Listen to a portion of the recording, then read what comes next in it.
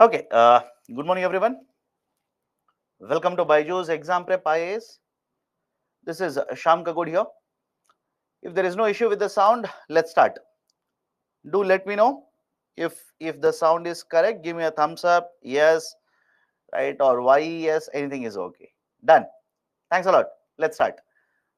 So we were discussing Indian economy, and specifically within Indian economy, we were discussing the concept of law of demand and the law of supply.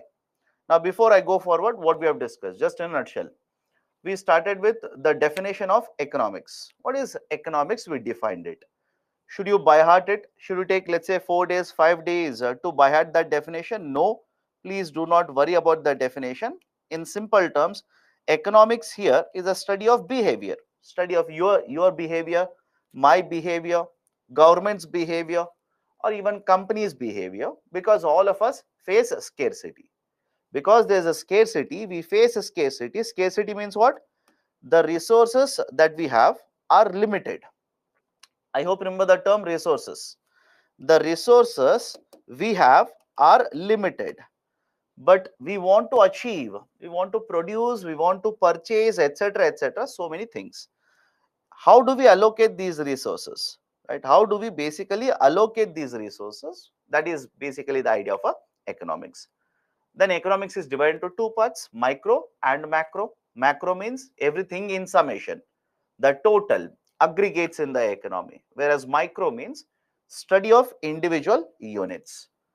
Then the concept of the evolution in economics. We have discussed what is the feature related to capitalism, what are the features related to socialism, and what are the features related to mixed economy. And the simplest way to remember all of it is, right, understand this, who will control the resources.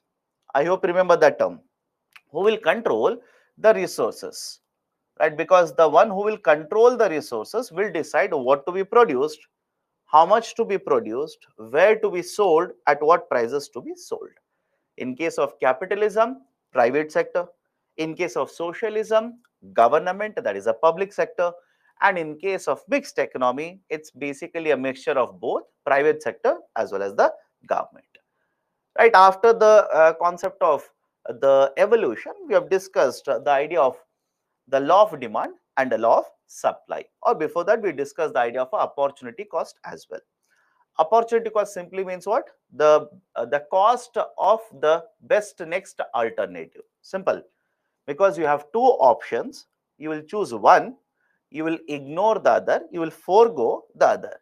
So what is the cost of the next best alternative that you have foregone? That is basically idea of a opportunity cost. Why there is opportunity cost? Because simply I told you, you have limited resources. Simple. You have limited resources. You do not have unlimited resources. You have unlimited resources. Because you have limited resources, you will have to choose one and forego. Forego means leave another option.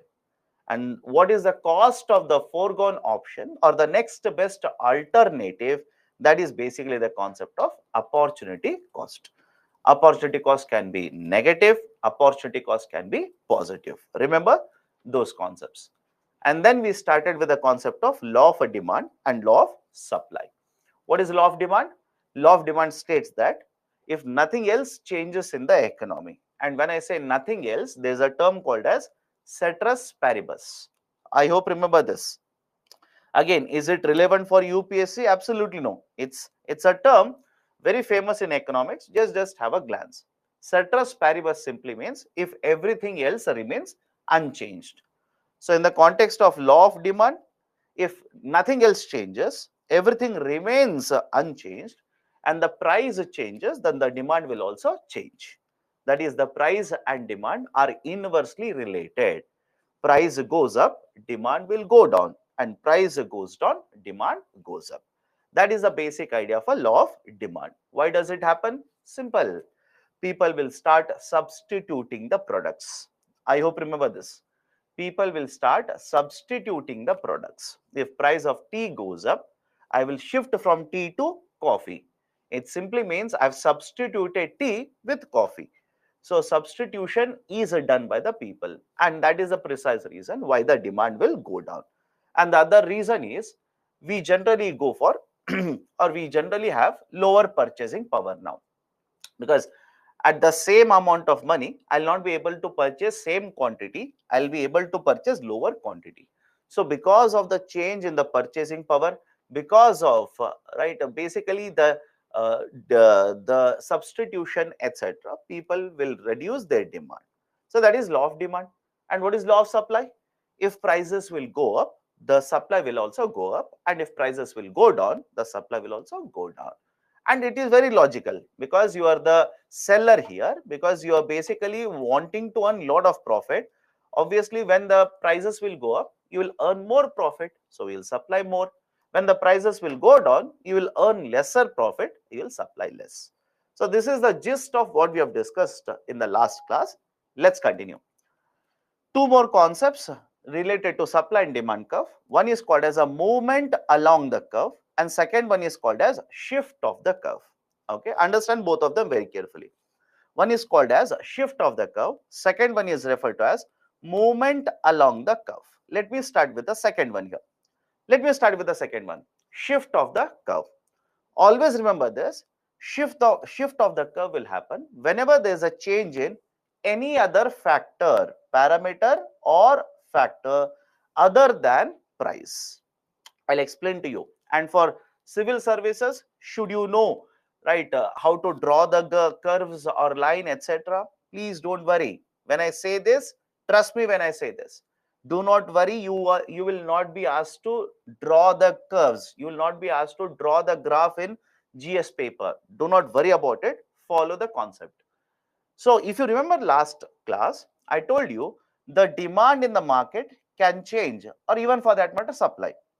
Demand in the market can change because of various factors, right? I hope you all remember this. The demand in the market can change because of various factors. For example, the demand in the market can change because of the price of the commodity. It can change because of price of the related goods. It can change because your taste and preference will change. It can change because your income will change. All of you remember this. Please do participate when I ask you a question. I hope all of you remember this. So the demand in the market can change because of various of these factors.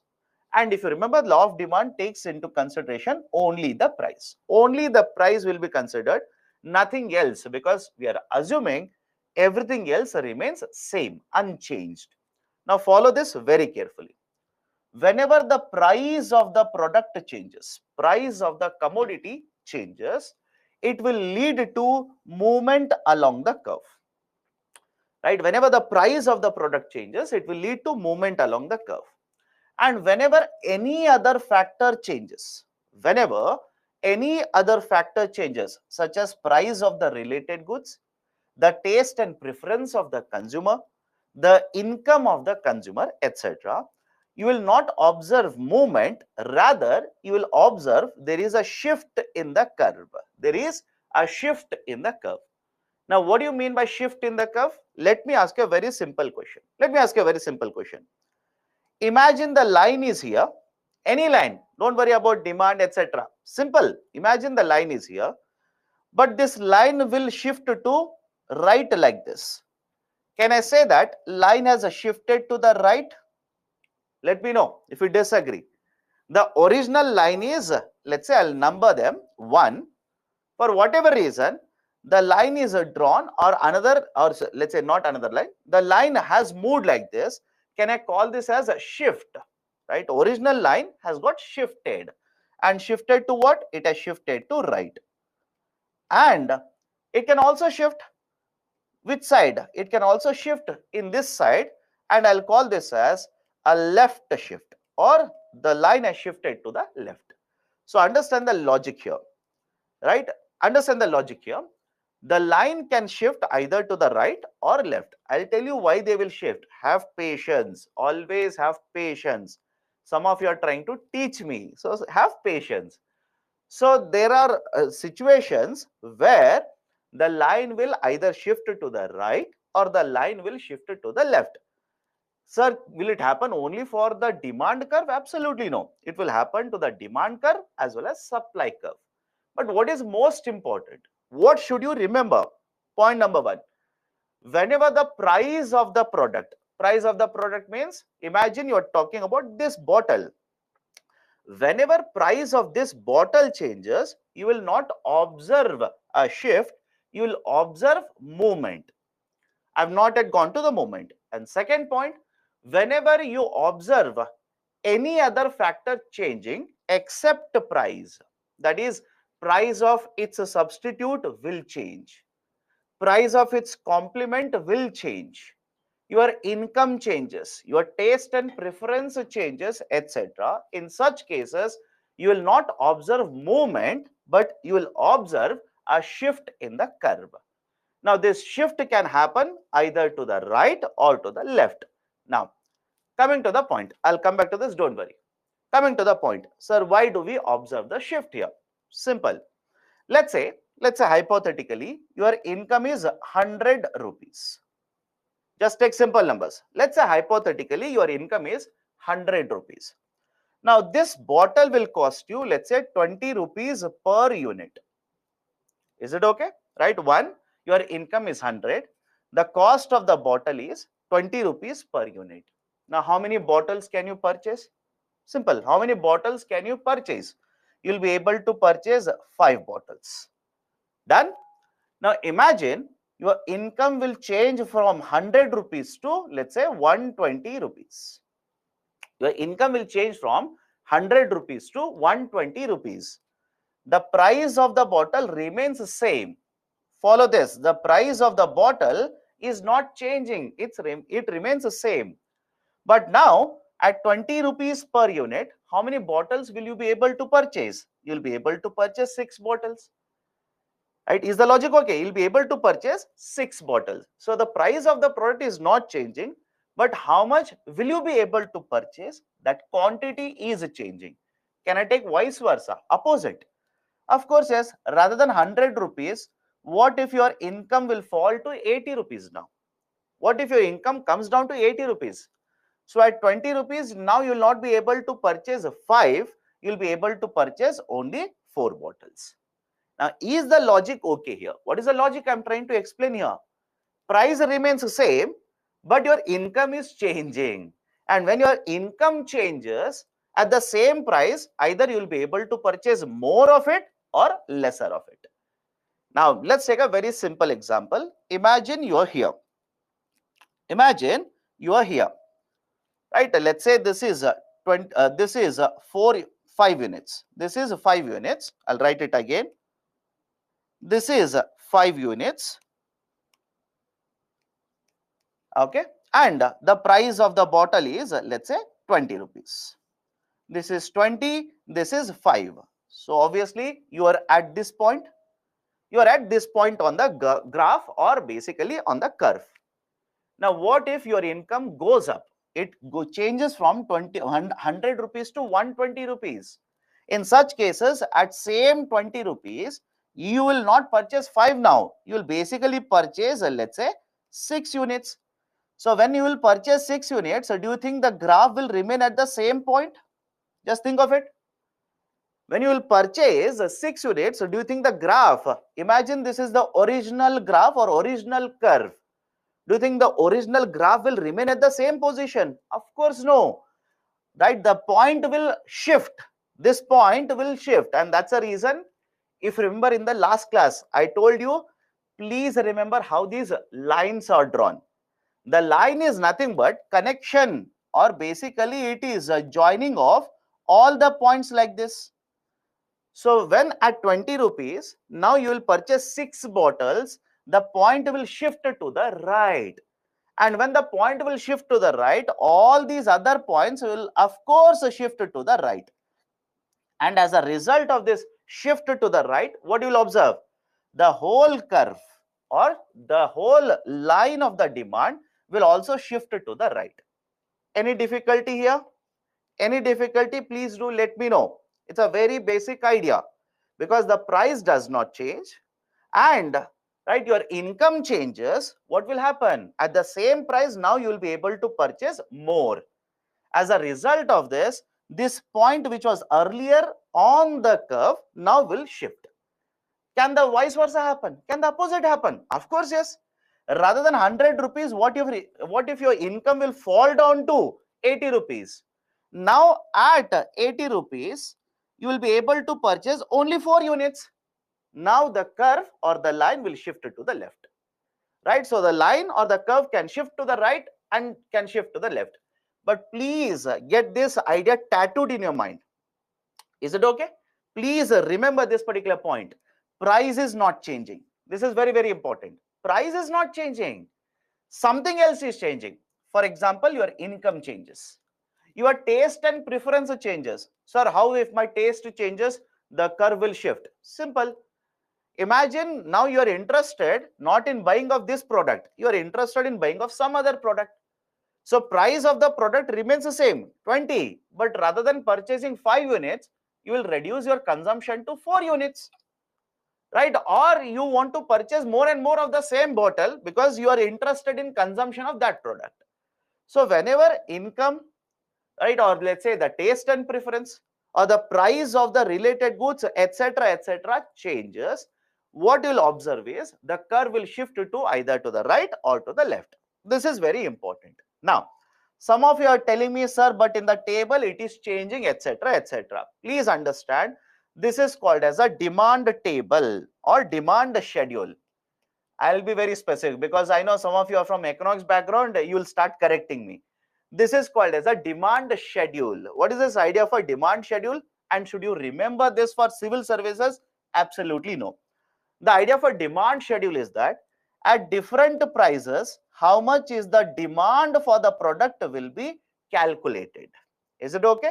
At different prices, how much is the demand for the quantity of the product that is provided in the demand schedule. And at 20 rupees per product, earlier demand was, let's say, 180. Now, because your income has increased, now the demand will be 200, which means there is a shift in the curve. That is exactly the idea of a demand schedule here. Now, please understand, do not by heart the demand schedule. This UPSC will not ask you. This UPSC will not ask you.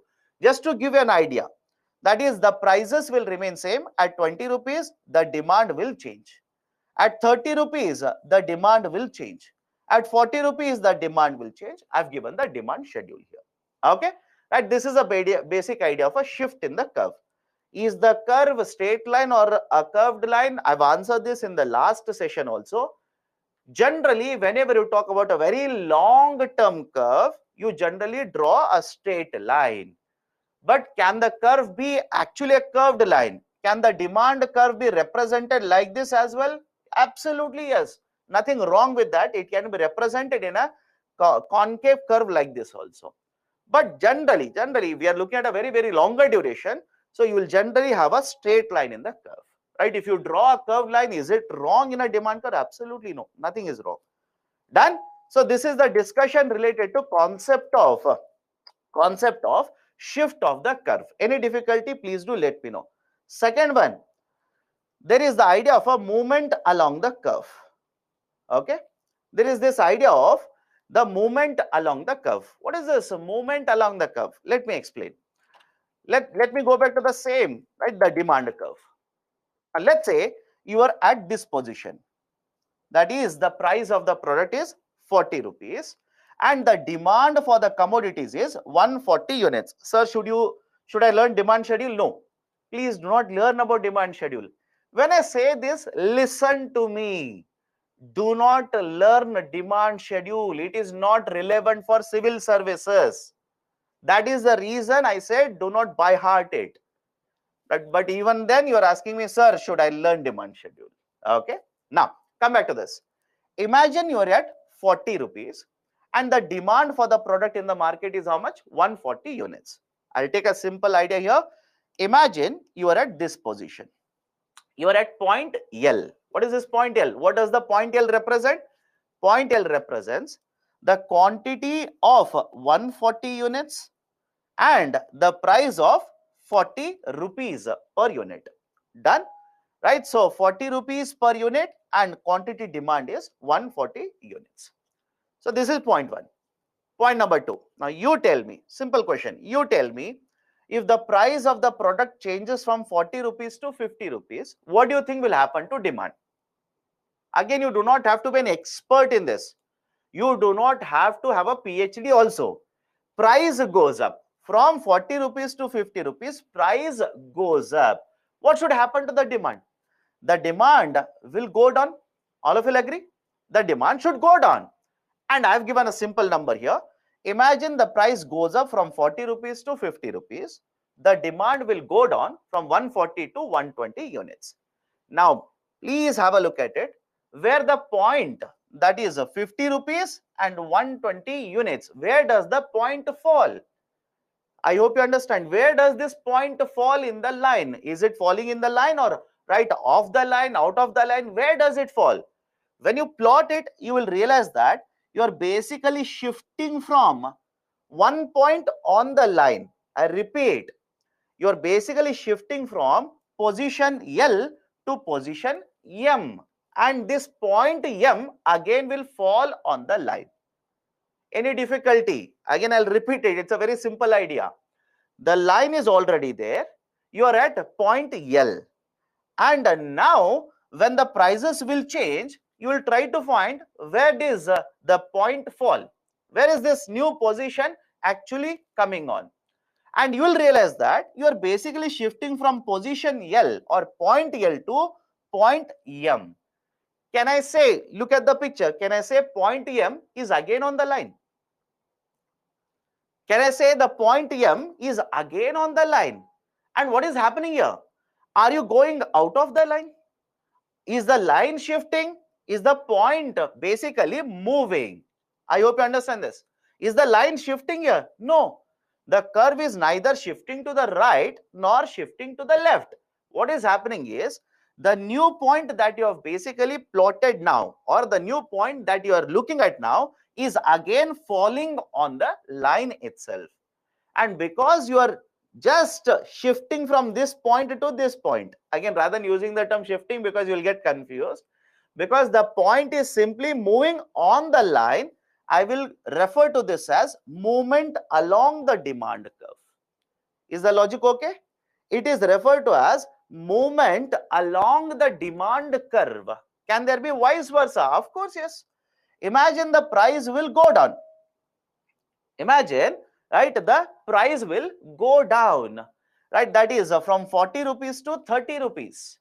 Now, as a result of this decrease in the price, what do you think will happen to the demand? Demand should also change. If the price goes down, demand should go up. Now, where does this 30 rupee and 160 unit will fall? It will again fall on the demand curve. It will basically fall again on the demand curve. And this movement from L to M or L to N, this movement is referred to as movement along the demand curve. This movement is referred to as movement along the demand curve. Any difficulty, please do let me know. How do we get the line? Already the demand schedule is there with the company. The company has drawn the line. You don't draw it. It's not your duty, and you don't have to do that research. The company has already drawn the line. Sir, what if the price will shift from 40 to 45? Right? Do that. You will again get one more point somewhere here. I hope you understand. That is the reason this movement, because it is happening on the line, it is called as movement along the curve. It is referred to as movement along the curve. Whereas in the other case, the point will keep on shifting. It will either shift to the right or shift to the left. But here, the point will move up along the curve or move down along the curve only. That is simply, right, simple terms. Whenever you change the price, the demand will change. But whatever could be the new price and new demand, it will fall on the line itself. It will always fall on this line. And because it will always fall on the line, this is called as movement along the curve. So one is shift of the curve. Second one is movement along the curve. Now, simple question to you. When you're observing a movement along the curve, Is your income changing? Did we discuss any change in the income causing movement? Did we discuss price of the related goods causing the movement? Absolutely no. What is causing the movement here? Right, the movement is caused by the change in the prices. Is the logic okay? The movement is always caused by the change in the prices. So remember this, whenever the price of the product changes, movement along the curve. And whenever any other factor changes, either increases, decreases, doesn't matter, right? Whenever any other factor changes, you will observe a shift in the curve. You'll observe a shift in the curve. Done? Right? So this is the discussion related to shift as well as movement. Now, related to these concepts, remember two more sets of words. Whenever you talk about movement along the curve, you use terms such as contraction and expansion. I repeat, whenever you talk about movement along the curve, you talk about expansion and contraction. Right, sir, what do you mean by this? Let me put it in a statement. Let me put it in a statement. If the price of the product expands from 30 rupees to 40 rupees, if the price of the product expands from 30 rupees to 40 rupees, the demand will contract from 160 units to 140 units. Some of you might be asking, sir, why are we using these kind of terms? Because you should understand what is actually causing the change in the demand in the market.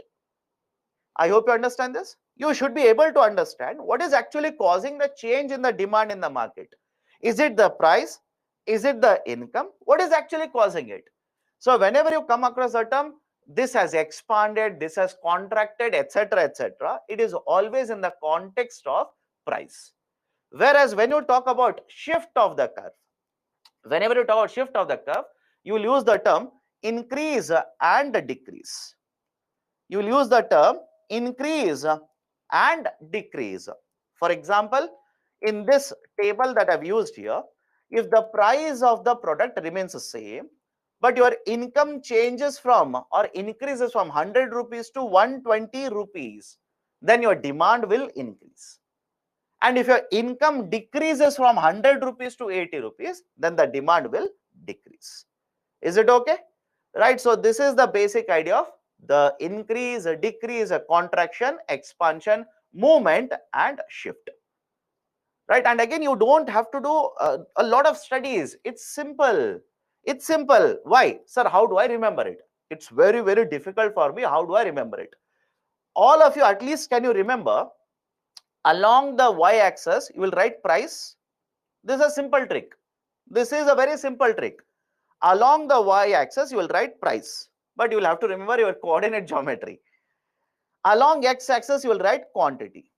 Now tell me if this point is here or the line is like this and you say shift of the curve, right? Either the line has to move like this or has to shift like this. Simple question, is the price changing? Is the price changing? Price is not changing, price is remaining same. But other factors, anything else is leading to a shift in the curve. Right? So this is the basic idea of a shift as well as the movement along the curve.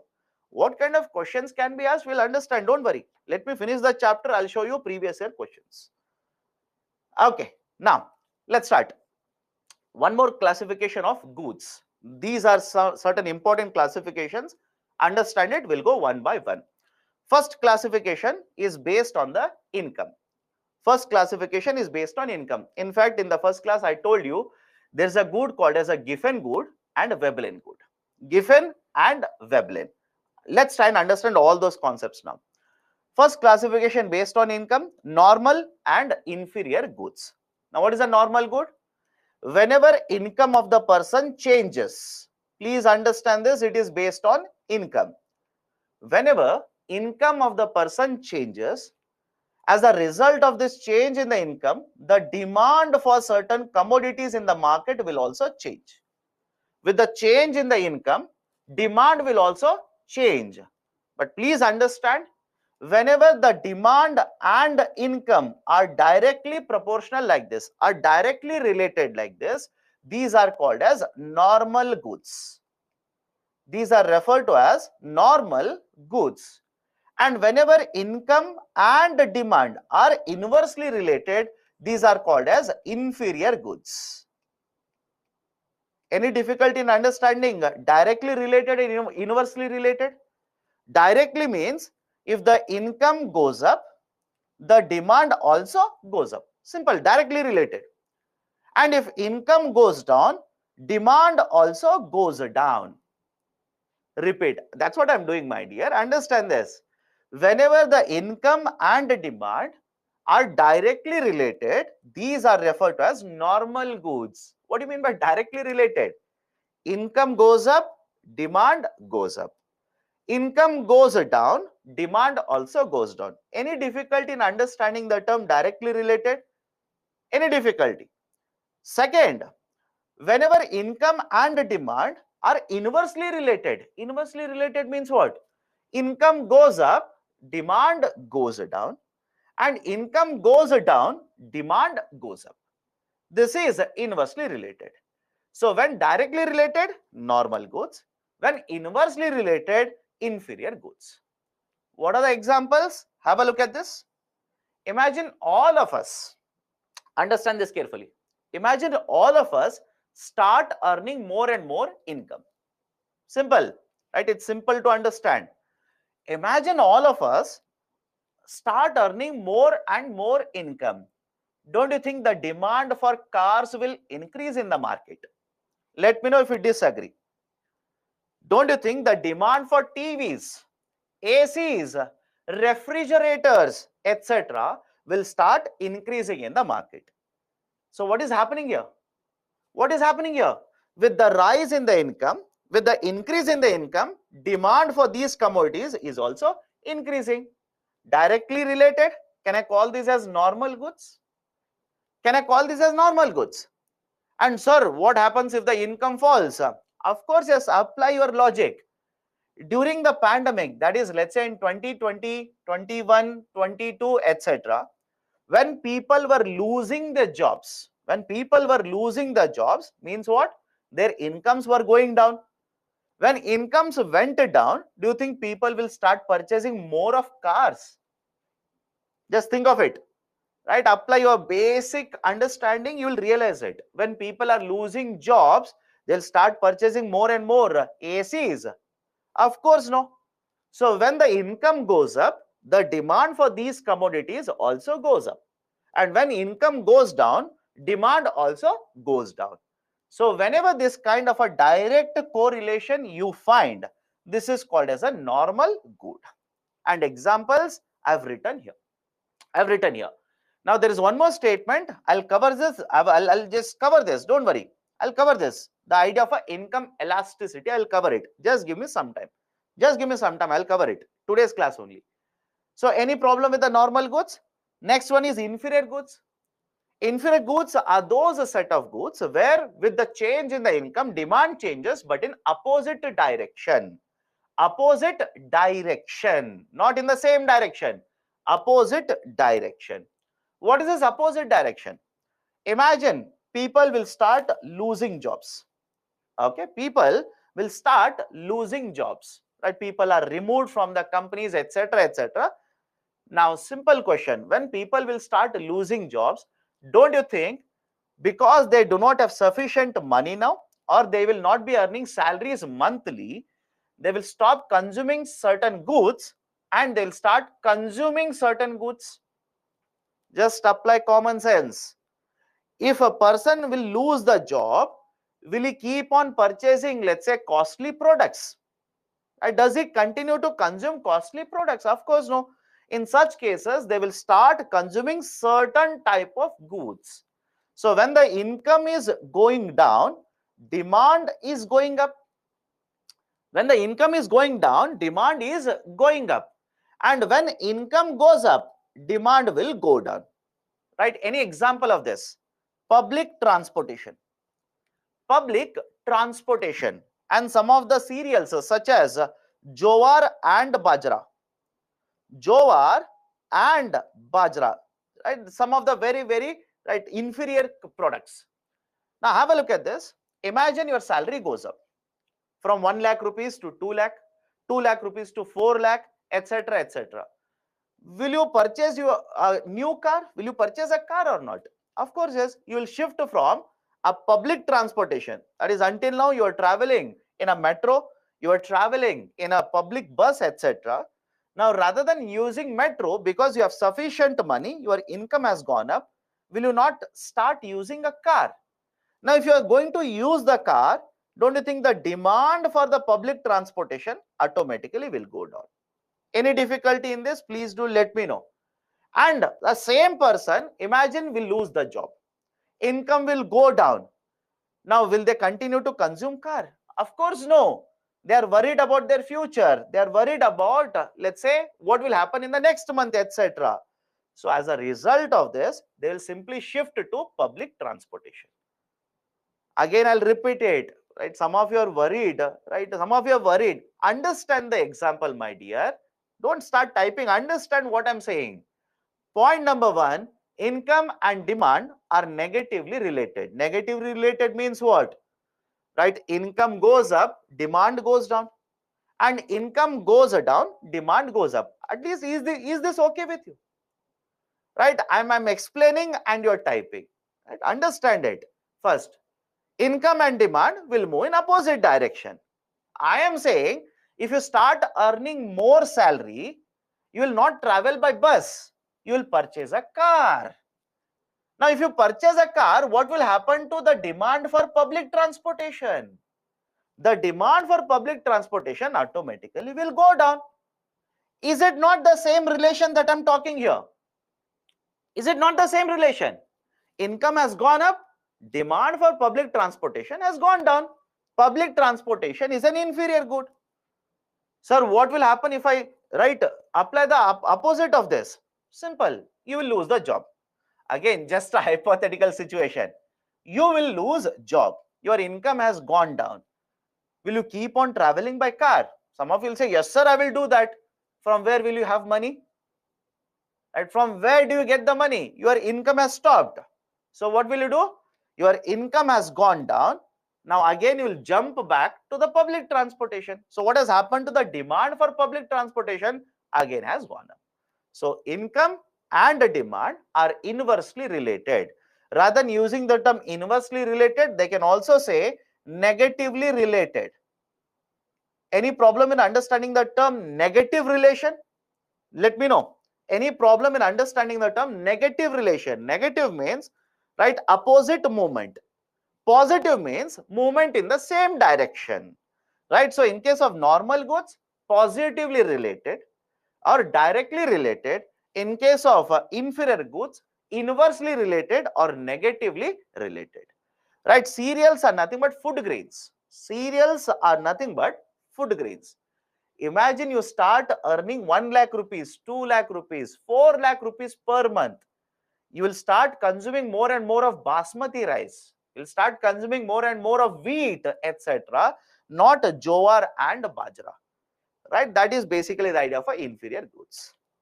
Next one, Giffen and Veblen goods. The idea of a Giffen good and idea of a Veblen good. Now, please remember this. Neither Giffen nor Veblen, they do not follow the concept of law of demand. They do not follow it. Why? Let me explain. But let me start with the definition here.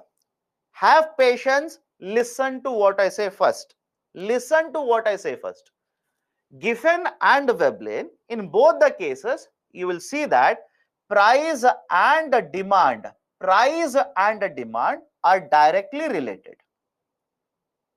I hope you understand this. In both Giffen and Veblen, you will observe that the price and the demand both are directly related, positively related. What is the meaning of it?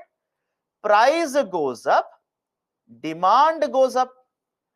And when the price goes down, demand also goes down. First point. Point number two. Don't you think this is opposite to what is the law of demand?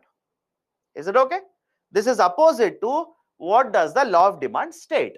Because the law of demand states price and demand should move in opposite direction, not in the same direction. Point number two. Point number three. Let me start with Veblen good. Let me start with Veblen good. Example of a Veblen good are luxury products. Example of a Veblen good are luxury products. And please understand this, not just any luxury products, very, very costly. I'll write a term here, high-end luxury products. High-end luxury products.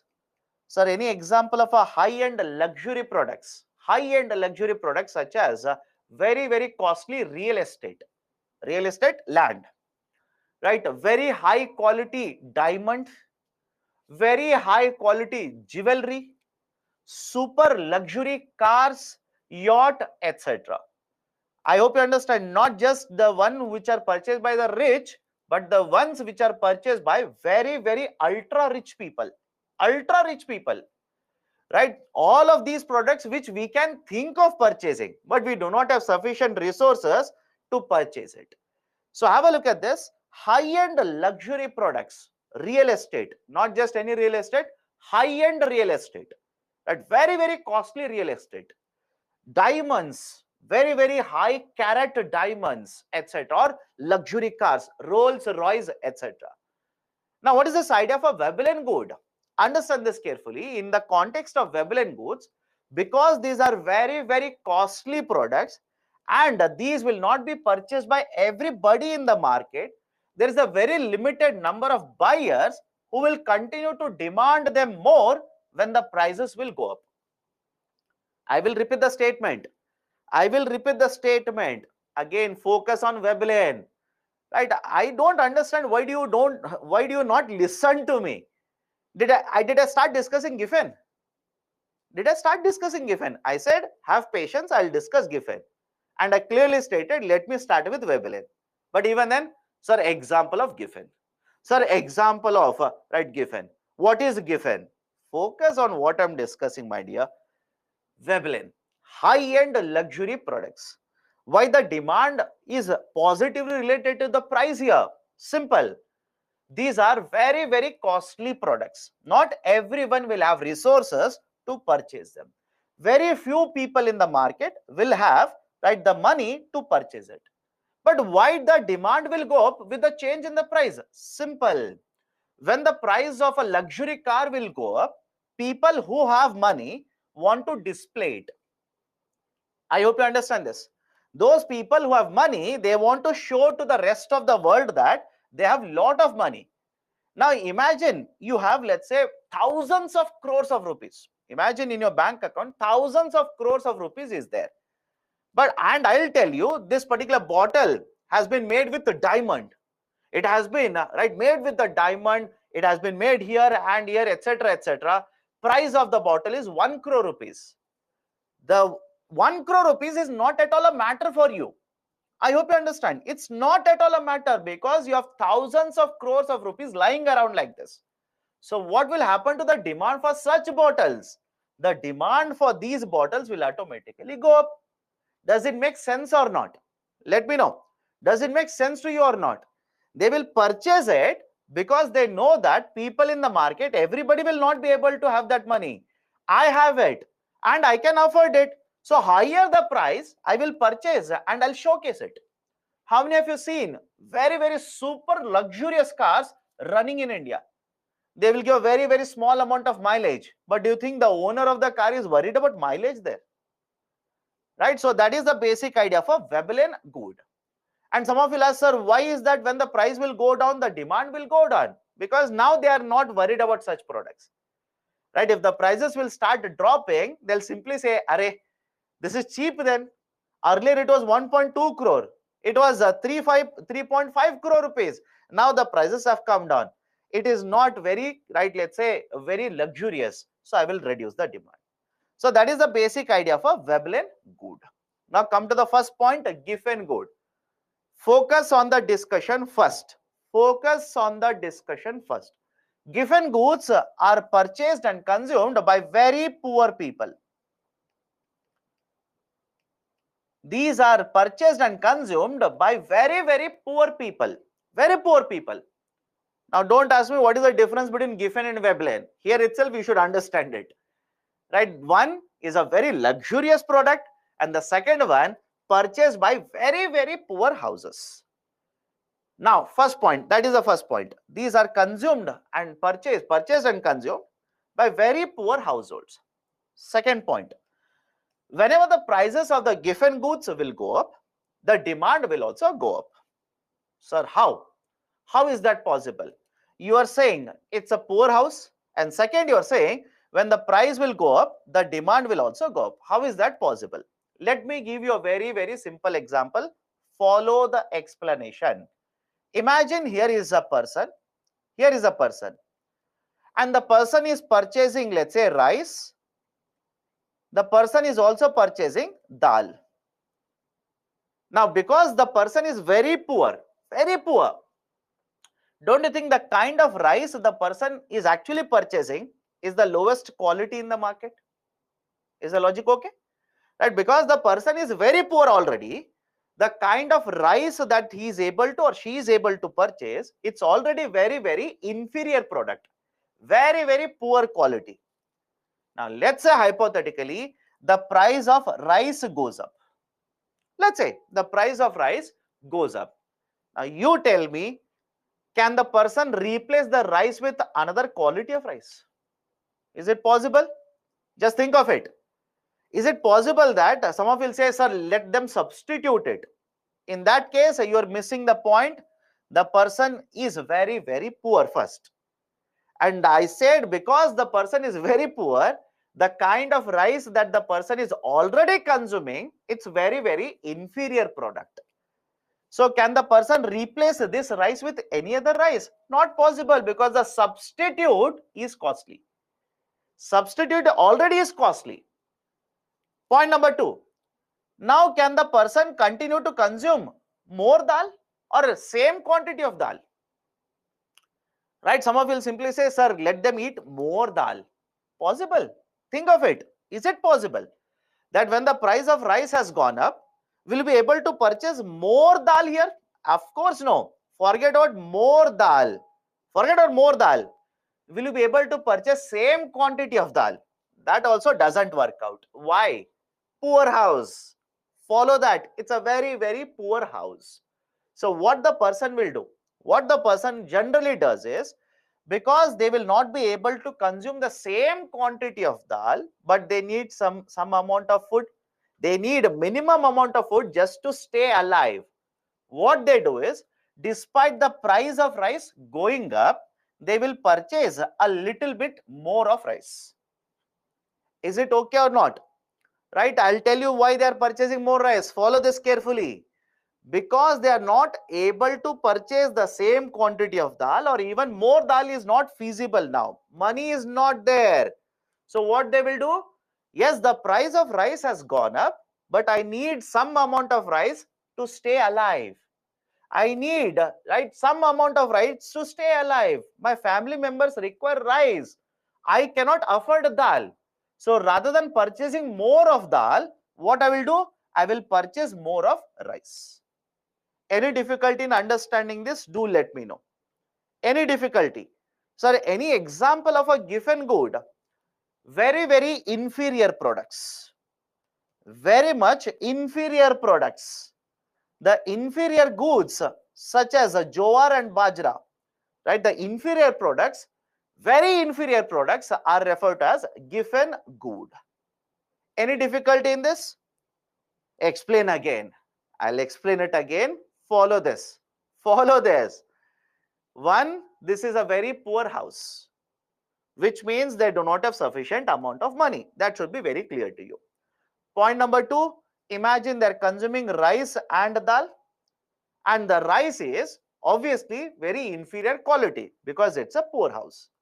So when the price of rice goes up, they will not be able to purchase same quantity of dal because the price is the rice price has actually gone up. So what the house will do?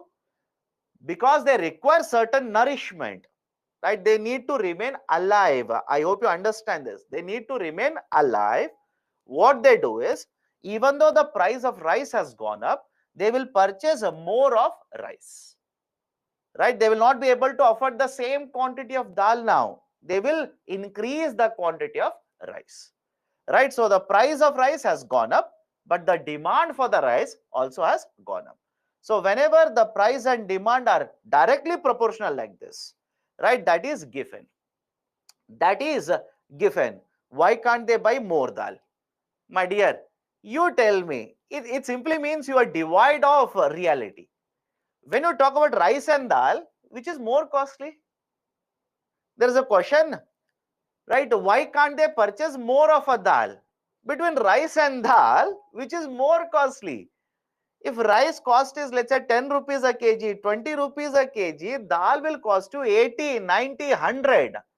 And when the price of rice goes up, it's a poor house, you want them to purchase more dal, right? How can you justify that, right? Now, what about dal price? Dal price is not changing. I'm talking about only about rice. I'm talking about only about rice. Don't worry about dal. Rice price is changing. Okay. Okay. So this is basically the idea of a given good. So understand the logic here. Price and demand positively related. Positive, same direction. But when this is an inferior good, it is a given. And when it is a very, very costly good, very, very luxurious product, it is called as Veblen. Right? This is basically the idea of a given and a Veblen. Next, merit and demerit. Right? The idea of a merit and demerit. Now understand this concept, merit and demerit. Whenever you consume certain product and you get the benefit from the product. Is the logic okay? Whenever you consume the product, you get the benefit, society also gets the benefit. This is called as a merit. I'll give you example, have patience first. Right? So you consume, you get the benefit, society or the economy also gets the benefit, merit. When you purchase, right? When you purchase and consume a product, you are affected by it and other people surrounding you are also affected by it. That is called as a demerit. Right? Understand the definition first. I'll give you examples. Example 1. If you get very good quality education, if you are getting very good quality education, is it not good for you? Simple. Is it not good for you? Answer is yes. And is it just good for you? Absolutely no. Will your family get the benefit of it? That is, you will get a good job, you will get good salary, you will provide for your family. Will the economy, society get the benefit of it? Of course, yes. You are contributing to the growth of the economy. So understand the logic here. You are consuming, you are benefiting, and the society is also benefiting. That is a merit good. That is a merit good. So examples of merit goods, right? Let's say education, healthcare sector, nutritious food. Examples, right? So these are merit goods. What about demerit goods? I'll give a very simple example, tobacco products. Tobacco products, alcoholic products. Now there's a term called as externality. I'll come to that, have patience. What is going to happen here? Imagine, again, imagine. I'm not saying it is going to happen, imagine. After the class is over, right, I will drink a lot of alcohol. I'll take the car, go on the road. Right now, point number 1. Because I've consumed alcohol, is it good for me? How many of you think consuming alcohol is good for me? Again, I'm not talking about you. I'm talking about myself. Okay. Is alcohol good for me? Of course, no, not good. Now, when I've consumed alcohol, I'll take the car, go on the road. Is it good for people around me? Right? Is it good for, let's say, other vehicles on the road? Is it good for pedestrians, etc.? Of course, no. So neither am I getting the benefit, or anybody else surrounding me is going to get the benefit of it. In fact, they will be harmed by it. Such kind of goods are referred to as demerit goods. Such kind of goods are referred to as demerit goods. Now, there's a term called as externality here. Understand this. There's a term called as externality. Let me explain this. Follow this carefully. Externality means it is talking about two events. Point number one, it is talking about two events which are separate, but they are not related. Right? Is it okay? I'll repeat it again. Externality. Whenever you talk about externality, you're talking about two things. Both of them are not related, but because one is happening, it will have an impact on the another. I'll repeat it again. Right? Because it is happening, it will have an impact on the another. Right? This is called as an externality. Let me give you current affairs example. Tell me, is it externality or not? Because Russia has started a war against Ukraine. Because Russia has started a war against Ukraine, will it have an impact on India? Simple yes or no question. Will it have an impact on India? Answer is yes. Do not have any doubt regarding this. Please do not have any doubt. Answer is simply yes. So have a look at this. These are the two events. Right? Russia attacking Ukraine, one event. Indian economy is another event. Don't you think both are generally unrelated? India is not promoting war. India is not involved in the war. India is neither supporting any of the two parties. India has a neutral stance. We are staying away. We are nowhere related. But because of this event, don't you think the Indian economy will be affected? Can I call this as an externality or a spillover? Can I call this as an externality or a spillover? That is a basic idea here. Right? And again, understand this, externality or a spillover effect can be positive as well as negative. I hope you understand. The externality can be positive or it can be negative also. The example that I'm giving here, Russia, Ukraine and Indian economy, this is an example of a negative spillover or a negative externality. Let me give you another example for positive. Imagine USA and UK. The growth in the USA and UK starts at a very high pace. Both of these economies are growing at a very, very good pace. In fact, it is not happening. We are expecting a negative impact, but imagine USA economy starts growing at a very fast pace. European economy starts growing at a very, very fast pace. Now, will it have an impact on Indian economy? Think of it. Let's see. How many of you are reading newspaper? Will it have an impact on Indian economy? Of course, yes. How, sir? Indian economy is connected to both of them. We export a lot of goods and services. Now, if the growth in both of these economies is very high, don't you think India's exports will also increase? This is positive. This is positive. So the idea of a spillover effect, right, or an externality means there are two events, not related. There are two events. But when one event will happen, the impact of this event will be there on the second event. This is called as an externality or a spillover. And second point here is externality or spillover can be positive, can be negative as well. In what way Russia-Ukraine war will impact on India? My dear, crude oil prices have gone up. What do you think one of the reason is? Because of higher crude prices, Russia and Ukraine. The wheat prices in the international market, supply of wheat in the international market has gone up. The cost of transportation of the containers has gone up. And all of these are affecting Indian economy. Right? And those who are asking me this question, it simply means you are not reading newspapers. It simply means you are not even worried about what is happening. You are not watching YouTube videos also. You are not reading newspaper also. Now, question is, from where will you get the current affairs then? Okay, right? So again, just a simple idea. Can you extrapolate it? Of course, yes. You can connect it to so many things. Okay, so merit goods and demerit goods. Any difficulty in understanding this? Right? Any difficulty in understanding this? Right? Merit and demerit. And again, please understand. Repeat externality. Externality means there are two events. When one event will happen, the impact of this event will be felt on the second event. That is called as an externality. Okay.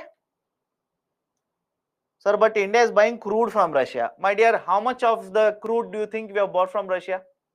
Let me know. Let me know.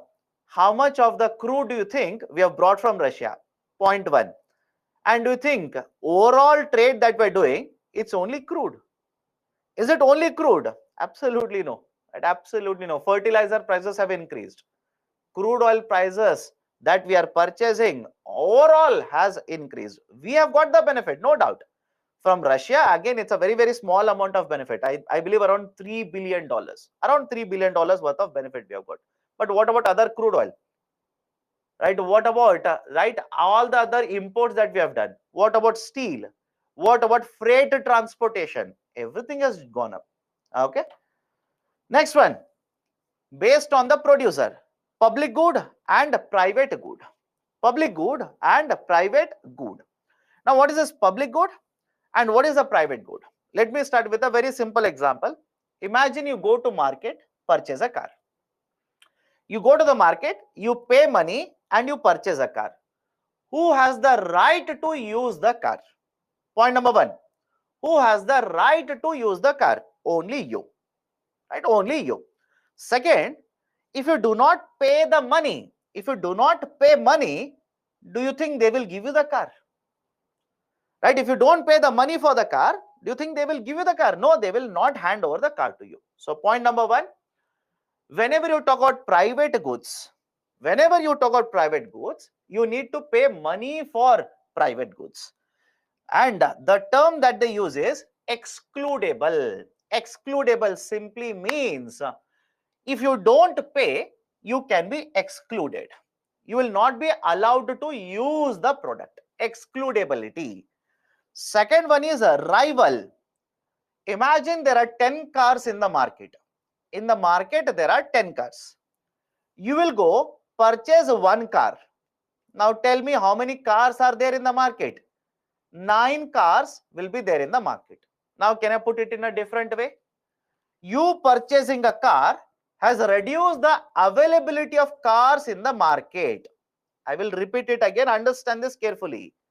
You purchasing a car has reduced the availability of cars in the market. This is called as rival. Any difficulty, please do let me know right now. Excludability means you pay for it, only then you will get access to it. If you don't pay for it, you will not be given access. You cannot consume the product. Rival means when you purchase this particular car. Consumption means when you purchase this particular car, the availability of it is reduced in the market. Right? The purchasing of this car will prevent, right, basically prevents from others using this car because the availability of the product in the market has come down. Right? What is the example here? Private products. What is the example? Anything that you can see left and right in your room.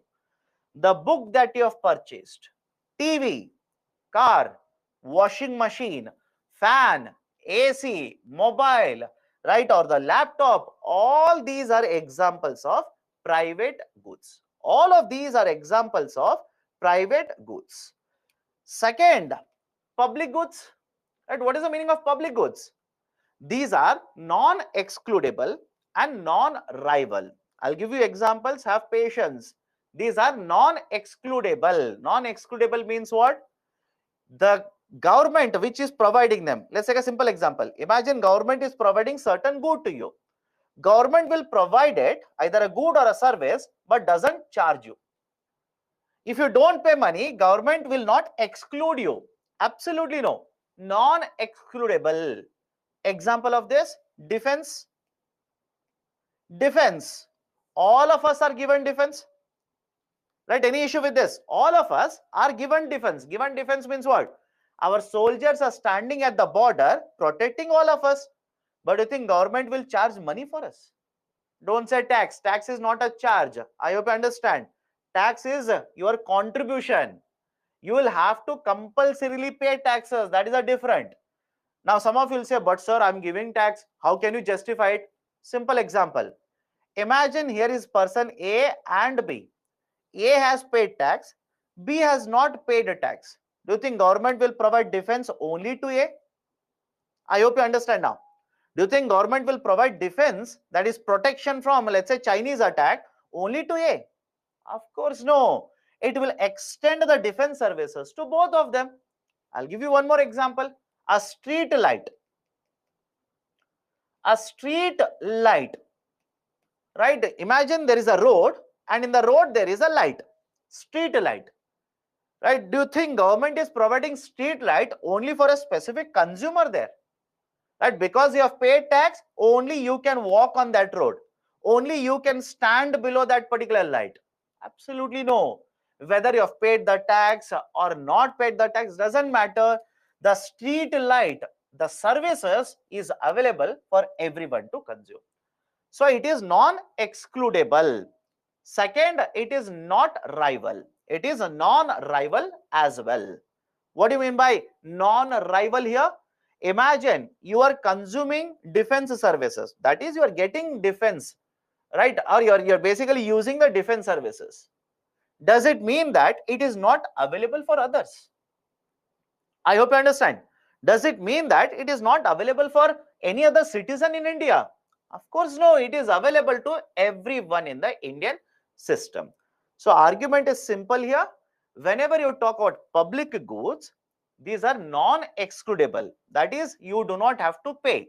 Government or anybody else, I'll give you examples. Anybody else will provide it to you, right? They will not charge you.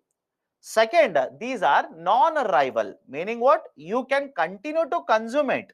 You are consuming it doesn't mean that it is not available for others. It is available to everyone, right? Whereas private goods are excludable as well as rival. Now, what are the examples for public goods? Street light. Street light, again, normal street. Don't say, sir, in my locality street is there, etc. Right? Let's say normal street and not, let's say, fenced areas. So normal street, government has established or set up a light here. Anybody can use it, right? Defense, law and order, etc. What about the private goods? Anything that you can see right now. Laptop, mobile phone, AC, TV, refrigerator, right? The clothes you are wearing, etc., etc., etc. All of them are private goods. Now, some of you have started asking, but sir, in this case, that will happen. In this case, it will happen. Let me give you, right, one more classification here. Let me give you one more classification, right? That is, on one side, I'll write excludable, non-excludable, and second, rival, non-rival. Let's start. Whenever it is excludable and rival, these are called as private goods. Any difficulty in private cars, private goods? Excludable as well as rival. Whenever these are non-excludable and non-rival, these are called as public goods, right? These are referred to as public goods. In fact, when you read for optionals, public goods are further divided. I'm telling you that only, right? Public goods, for example, defense, non-rival, non-excludable. But you will see that government will not always provide public goods. I hope you understand this. Government will not always provide public goods. That is, government will not provide everything to you free of a cost. Government will also provide certain goods or services where they will charge. Is it okay? Where they will charge, right? And remember this, the term public doesn't mean government here. Is the logic okay? The term public here doesn't mean government. Do not equate it to is equal to government. No. Any good that is available for which you do not have to pay money and you consume it, and basically it will not reduce the availability to others, it is called as a public good. But generally, understand this, generally what we have observed is it is only the government which provides public goods. Private sector is not worried about it. You will ask me, sir, why? Why does private sector does not provide public goods? Private sector by default works for profit. And because they are working for profit,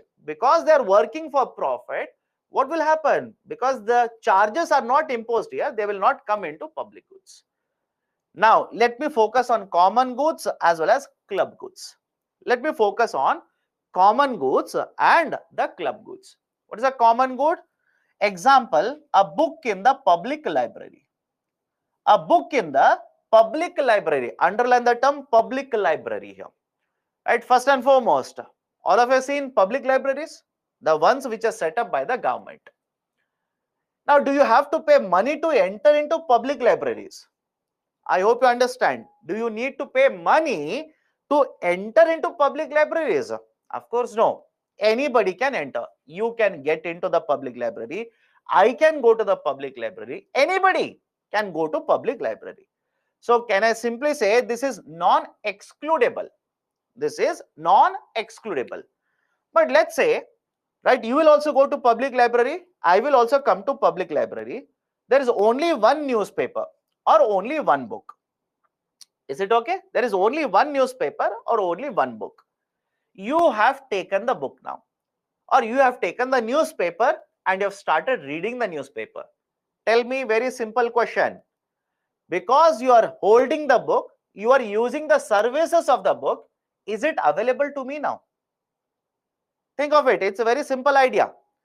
Is it available to me? It absolutely no. You are reading newspaper. Is it available to me? No. Can I call this as rival now? Is it okay? Can I call this as rival now? Right? So the newspapers, the books, etc. that are there in the public libraries, these are rival, because if you are using it, it will reduce the availability of this to somebody else. Right? So that is the idea of a common goods. Let me go to the next one. Club goods. Idea of a club goods. First one, take the example here, electricity. Is it excludable? Electricity, is it excludable or not? That is, if you are ready to pay for this, I will supply electricity to you. If you don't pay, I will not supply electricity. So chargeable, right? Can you exclude people from consuming electricity? Of course, yes. So is it excludable? Yes. But have a look at this, non-rival. What does the non-rivality mean here? If your house is getting electricity connection, that doesn't mean that others will not be allowed to consume electricity. Is the logic okay here? Right? Or else I'll give you one more example. Broadcasting. Broadcasting. For example, all of you are watching, or let's say at least some of you are watching WPL, right? Women's Premier League. After that, IPL will come. After that, Kabaddi League will come. And somewhere in between, football or soccer will also come. Right? What is the idea here? You will have to pay money. Right? Very simple. You will have to pay money to get access to all these, right? Let's say sporting events. Excludability. But because you're watching, let's say, right, WPL, does it mean it's not available for others? Does it reduce availability of this match to others? Of course, no. Right? So the idea is these are non-rival. Right? Don't worry about RCB, either men or women. Right? It's the same thing. Right? Don't worry about RCB group or RCB team here. So idea is simple here. Excludable, yes. Non-rival, yes. These are called as club goods. Any difficulty? Now do not understand this. Do not try to do a permutation combinations or that good, this good.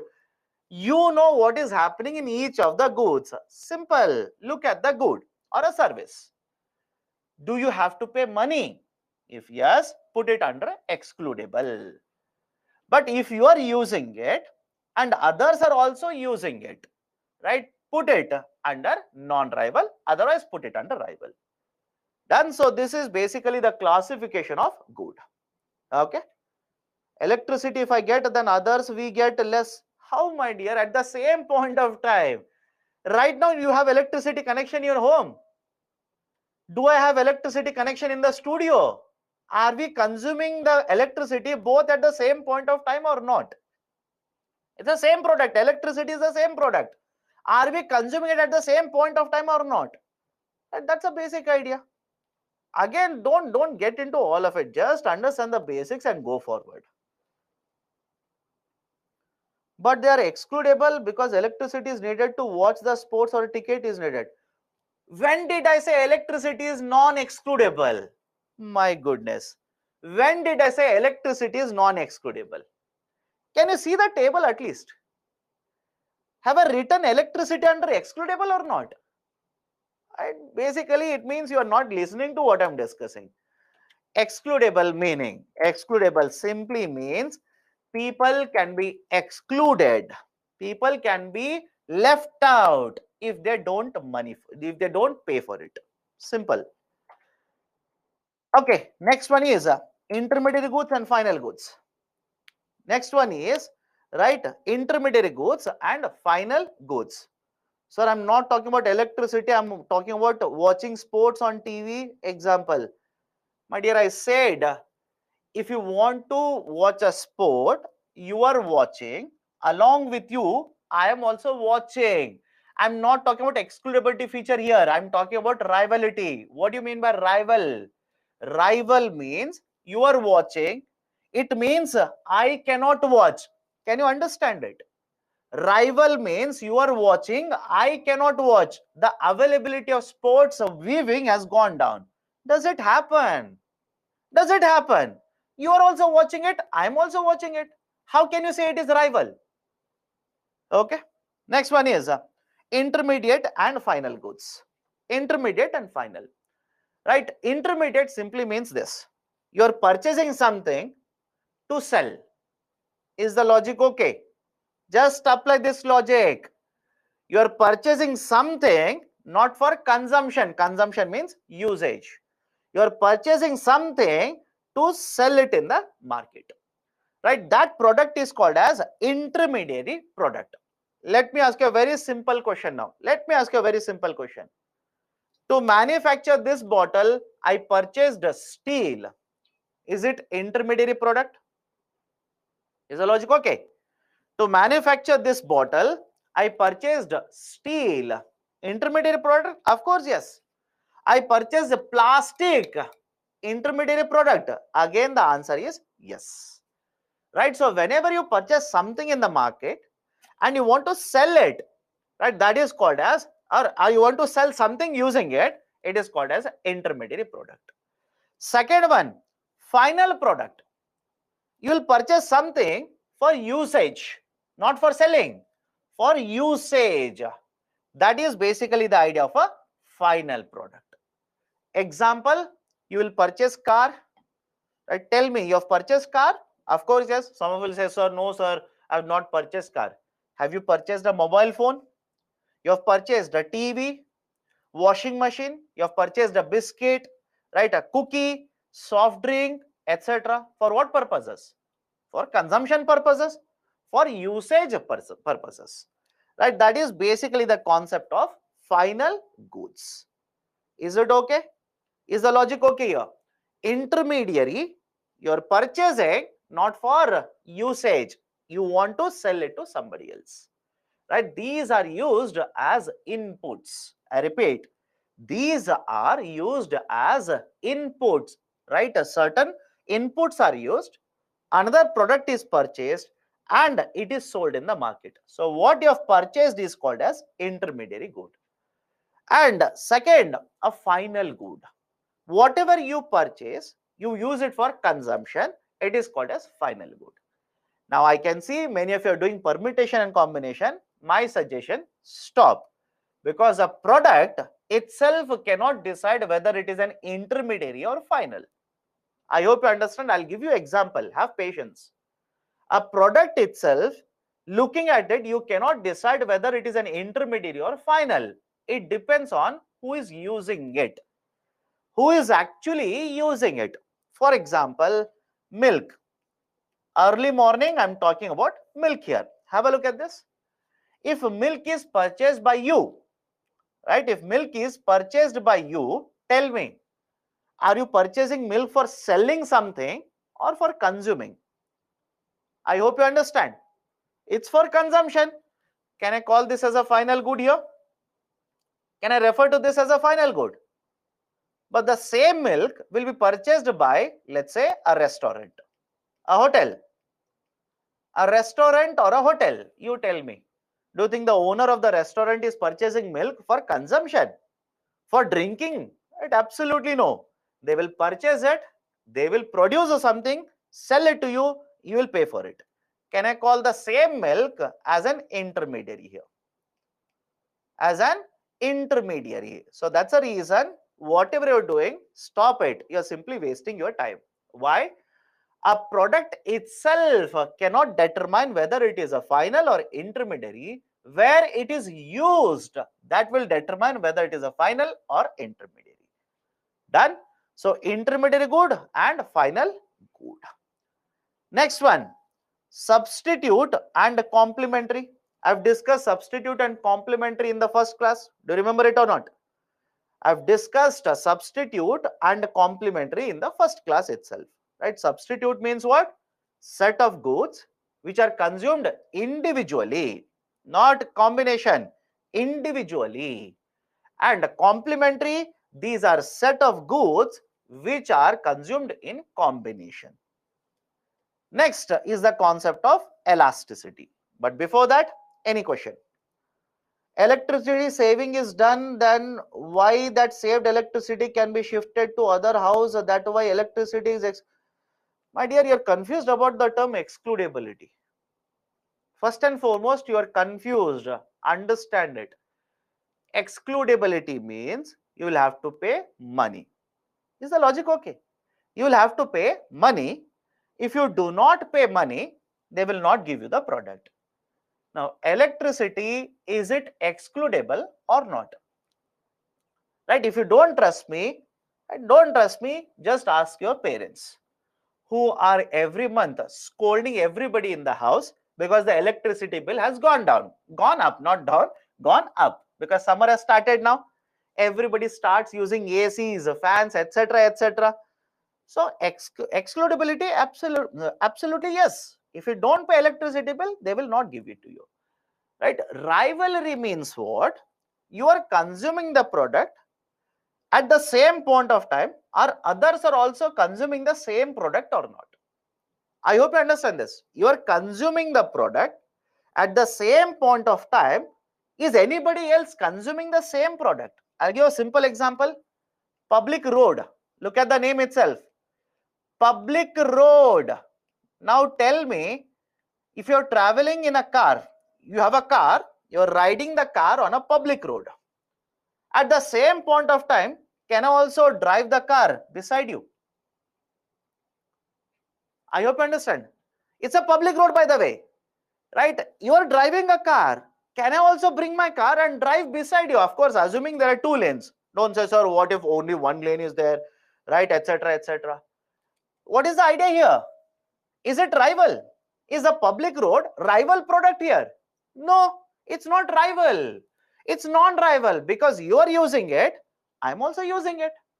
Right? So idea is simple here. Whenever there is a non-rival, it simply means at the same point of time, multiple people can consume. You are consuming doesn't mean its availability has gone down. Okay? So this is the idea of a this is the idea of a non-rival rival. Okay, let's continue. Elasticities. Idea of elasticities. Now, first and foremost, right, let me tell you the idea of a elasticity. Now, what is this idea of elasticity? Elasticity simply means measurement of change.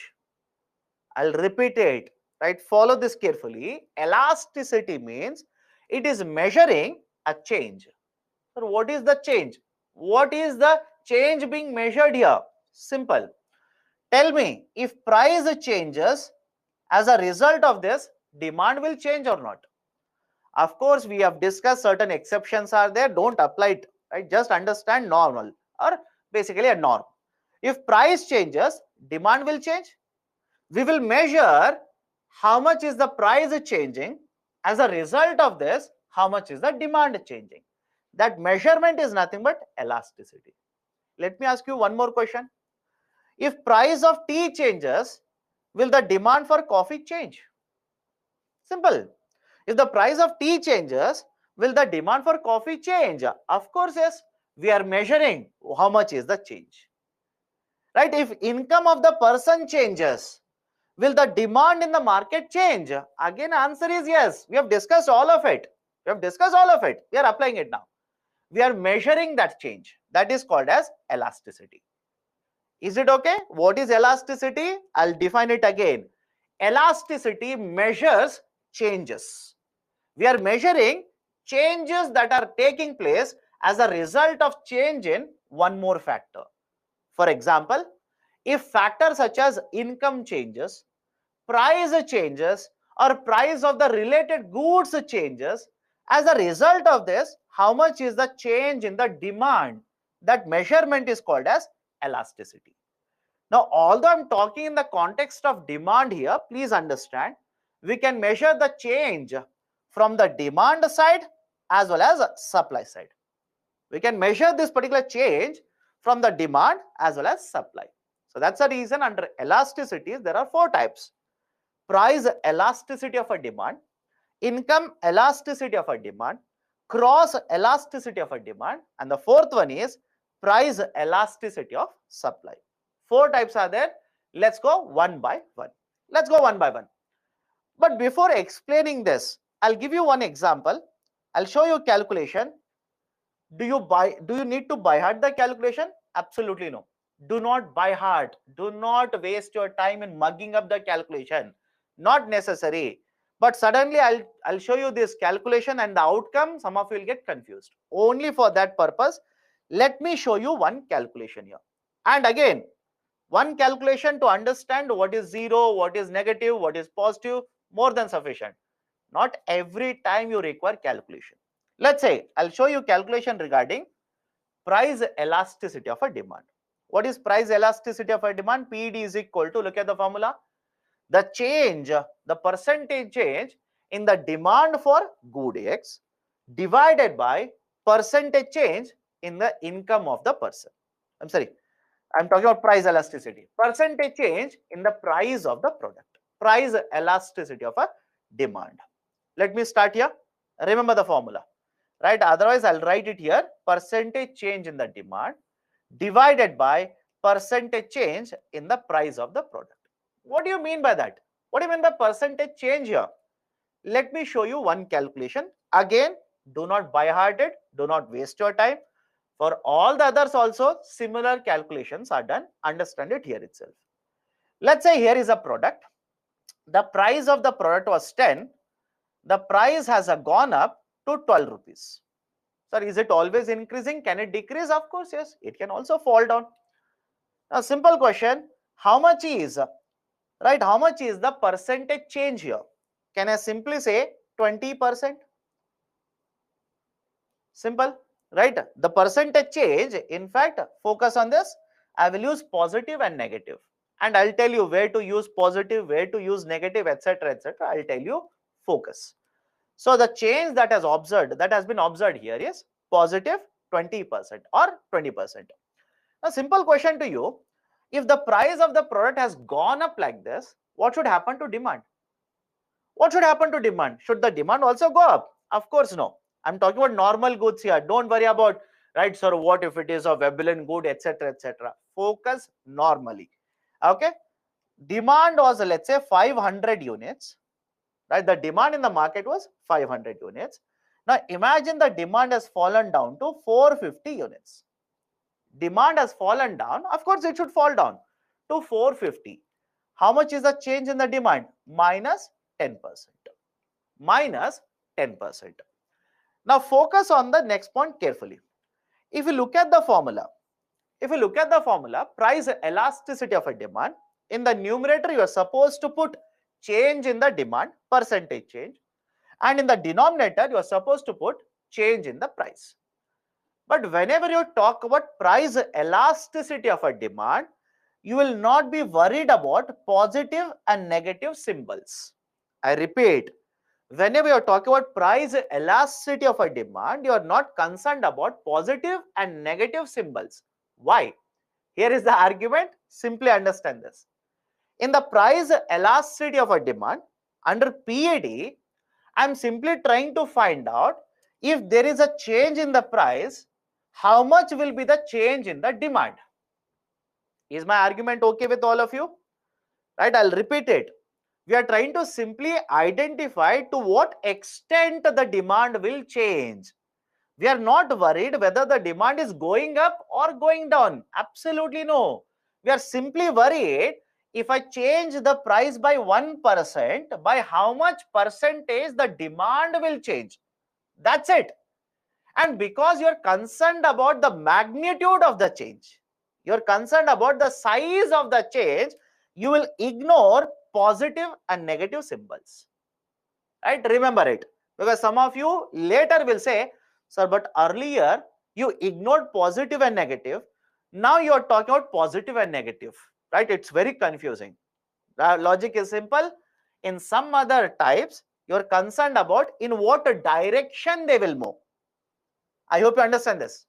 In other types of elasticities, you will be worried about what is the direction. Are they moving in the same direction or opposite direction? But in PED, you are not worried about the direction. You are worried about the magnitude of the change. How much is the change, right? How much is the change in the demand with the change in the prices? Now substitute. Percentage change in the demand is how much? 20%. Percentage change in the price is how much? 10%. Cancel, cancel, cancel, cancel. I'll simply write a PED is equal to 2. I'll simply write a PED is equal to 2. What does it mean? What does the PED is equal to 2 mean? Simple. If there is 1% change in the price of the product, the demand will change by 2%. Is it okay? Let me know. Right? What is the PED equal to 2 means? If there is 1% change in the price, right, the demand in the market will change by 2%. Right? That is the concept of price elasticity of a demand. And always remember this, whenever you get the PED greater than 1, I repeat, right, whenever you get a PED greater than 1, the product is said to be having elastic demand. I'll repeat the statement here, understand it. Whenever you get a PED greater than 1, you will get a product which is said to be having elastic demand. Elastic means what? Right? The change in the demand is much higher. The change in the demand is higher. Can I give you examples? Whenever you focus on anything except essential, what is essential? Electricity, salt, petrol, diesel, food grains. Now you tell me, if any other prices, any other product prices, such as perfume, right, such as let's say a car, such as any other luxury product, if the price goes up, don't you think, right, don't you think the demand should change? Right? I hope you understand this.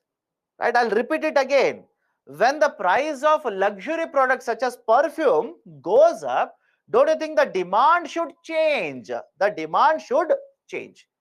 And because it's a luxury product, the drop in the demand or the rise in the demand will be much higher than whatever is the change in the prices.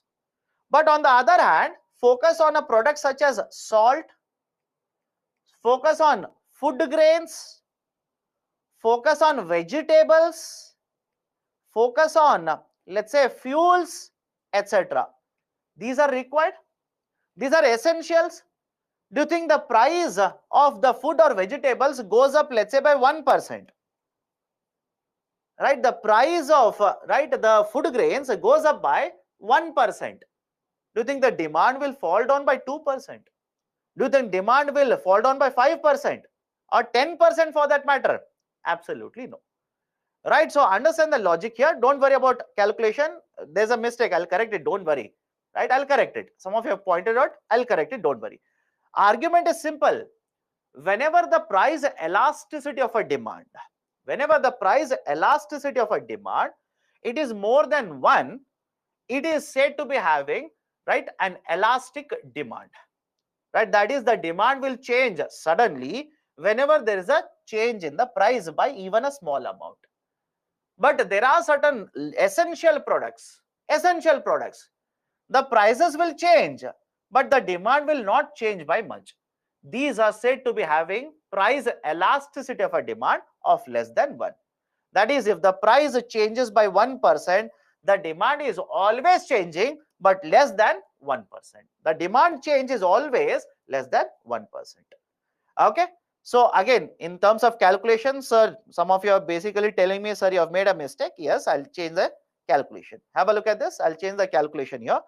The calculation is supposed to be like this. Percentage change in the demand. Demand has changed by 10%. Percentage change in the price. Price has changed by 20%. Here again, cancel, cancel. It is 1 by 2 or 0.5. It is a 0.5. So argument is simple. Whenever price changes, demand should also change. But if price changes by, let's say, 1% or let's say any percent, right? I hope you understand this. If price changes by X%, demand changes by Y%. Let me put it this way. If price changes, this is the price and this is the demand. If the price changes by X% and demand changes by Y%, if the change in the demand is greater than change in the price, what will be the outcome? I hope you understand. If the Y is greater than X, right? And just to make it clear, this is Y, this is X, right? If Y is greater than X, you will have a PD greater than 1. All of you will agree? If Y is greater than X, you will have greater than 1 PD. That is basically elastic demand. It is said to be having elastic demand. Any difficulty at least now? It is said to be having elastic demand, right? Why elastic? Elastic means what, my dear? Right? Do you remember high school? Right? Whenever they talked about elasticity, they would simply bring a rubber in front of you. They will drag it. Right? That is basically, let's say, a rubber cover like this. They will simply pull it and they'll say this is elastic. Right? So argument is simple. Whenever change in the demand is greater than change in the price percentage, it is said to be having elastic demand. And if it is vice versa, X percentage is greater than Y percentage, that is again price as well as demand, then you will get PD less than 1. That is said to be having inelastic demand. That is said to be having inelastic demand. Right? For example, I've given one calculation here. Price is changing by 20%, but the demand is changing by 10%, which means price change is very high. Demand is changing very, very small number. That is said to be having inelastic demand. Any difficulty here? And please understand this, in situations such as fuels and salt, such as petrol as well as salt, these almost have negligible inelasticity. Is it okay? These are almost nearer to perfectly inelastic. Perfectly inelastic means what? Price will keep on changing, demand doesn't change. I hope you understand. Price will keep on changing, demand does not change. Demand does not change. For example, salt. Last class also we have discussed this. Price of the salt goes up. Will you reduce consumption of salt? Price of salt goes down. Right? Will you reduce the consumption of salt? Again, no. Now, what is the importance of this? Simple. Whenever the products are said to be having inelastic demand, right? These are nothing but essential products. These are nothing but essential product such as food grains, right? Rice, wheat, etc. And whenever you talk about elastic demand, these are nothing but luxury products. These are nothing but luxury products. Okay, PD greater than 1, elastic demand, luxury products. PD less than 1, inelastic demand, these are essentials. And this is just a hypothetical. Don't search, you will not get the answer to that. PD is equal to 1, just for sake of understanding, they say it is unitary elastic. What is unitary elastic? 1% change in the price, 1% change in the demand. Done? Next one is income elasticity of demand. The whole thing is confusing. My dear, it is confusing because you are not following what I'm discussing. Can you follow what I'm discussing? I'm saying price changes, demand changes. And you need to calculate percentage change. If the percentage change in the demand is greater than percentage change in the price, it is elastic. If percentage change in the demand is lesser than percentage change in the price, it is inelastic. You are not able to focus on what I'm discussing, you are focused on typing. That's the reason you will miss it. Second one is income elasticity of a demand. Right? IED, income elasticity of demand. What is income elasticity of a demand? Simple. Same formula. Only thing is now you are measuring with the change in the income. What is the change in the demand? Focus on this. Focus what I'm discussing. With the change in the income, what is the change in the demand? And please understand, now we are concerned if income goes up. If income goes up, demand, will it go up or will it go down? Follow this carefully. We are worried about direction now. Direction. Positive, negative. We are worried about it. Why? I'll give a very simple example. Earlier we have discussed normal goods. Earlier we have discussed normal goods. You tell me, in case of normal goods, are they positively related or negatively related? Right? Let me check how much you are listening now. In case of normal goods, are they positively related, negatively related? These are positively related. Positive. What do you mean by positively related? In whatever direction income moves, the demand will move in the same direction. Simple. Whatever is the direction income moves, demand will move in the same direction. Now, simple question to you people. Imagine a product is there, and let's say this is a normal product. If income increases, demand for the product will also increase. Is it okay? If income increases, demand for the product will also increase. And if I were to give you numbers like this, income will increase from 100 to 120, demand will increase from 500 to 550 units. Income will increase, demand will also increase. Now, can I write the numerator as positive? Look at it. Can I write the numerator as positive? Don't worry about number. Focus on positive and negative. Why? Direction. Right? If income is increasing, demand also has increased. Numerator is a positive. What about the denominator? Denominator is also positive. Now you tell me, positive divided by positive. Positive divided by positive. What is the outcome? Positive. Is it okay? Right? High school now. You are supposed to go back to high school. Positive divided by positive.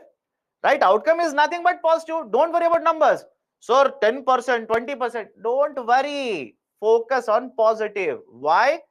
Normal goods positively related. Inferior goods negatively related. You're talking about positive relation and negative relation. And can I say positive means greater than 0? Let me check. Positive is nothing but greater than 0. Any difficulty, please do let me know now. Because once you have understood this, there is nothing here. It's basically an application. Positive means greater than 0. So whenever you calculate income elasticity of a demand, IED, income elasticity of a demand, we are trying to measure with the change in the income, how much is the change in the demand for a product.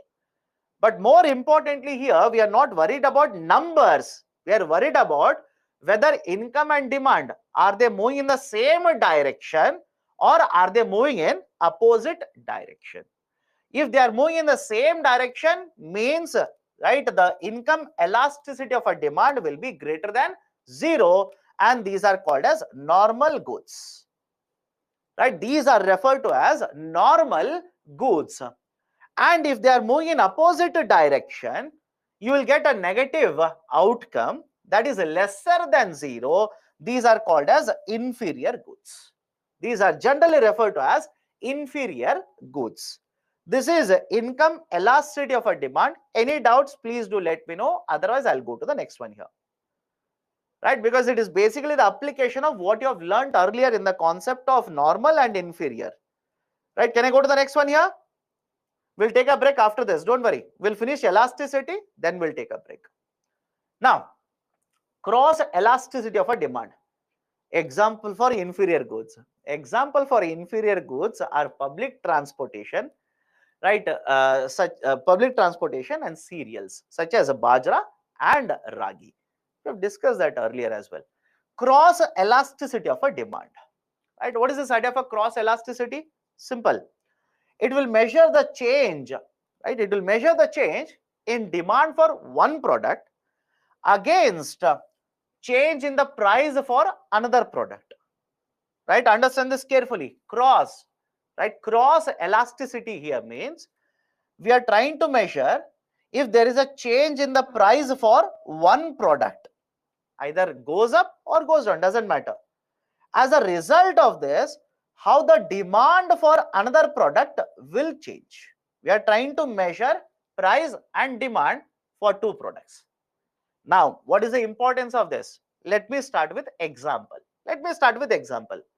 Substitutes. Substitutes. Do you remember substitutes? Right, sir? Example of a substitute. Tea and coffee. Let's start now. Tea and coffee. Let's say hypothetically. Good X is, let's say, coffee, and good Y is tea. Now, understand this carefully. Price of tea goes up. Price of tea goes up. Now, is it okay if I say as a result of this, demand for coffee will also go up? Is the logic okay? Price of tea goes up. As a result of this, demand for coffee will also go up. Now, right, coffee demand has gone up. It is positive. Agreed? Numerator, it is positive. Price of tea has gone up. Denominator is also positive. What is going to happen as a result of this? The cross elasticity of substitutes will be greater than 0. Any difficulty, please do let me know. And once you understand this, you will not face difficulty regarding these questions. Right? If the CD for two goods is greater than 0, then these are nothing but substitutes. And as such, in the first class also, we have discussed this. The price and the demand for substitutes are always positively related. And it makes perfect sense. It should make sense to you. Price and demand are positively related. If price of a tea goes up, demand for coffee also goes up. Sir, difficult, my dear. Please revise then.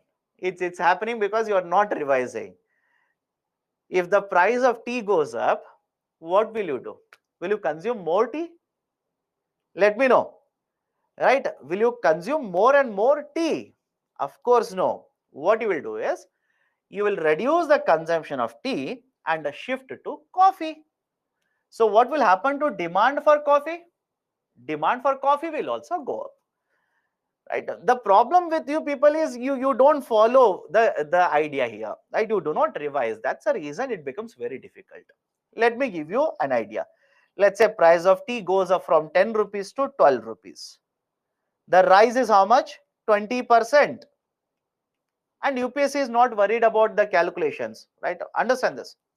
Price of tea has gone from 10 rupees to 12 rupees, right? Plus 20%. What about the demand for coffee? Imagine earlier the demand for coffee was 400 units. Now the demand for coffee has increased to, let's say, 440 units. What has happened to the demand for coffee?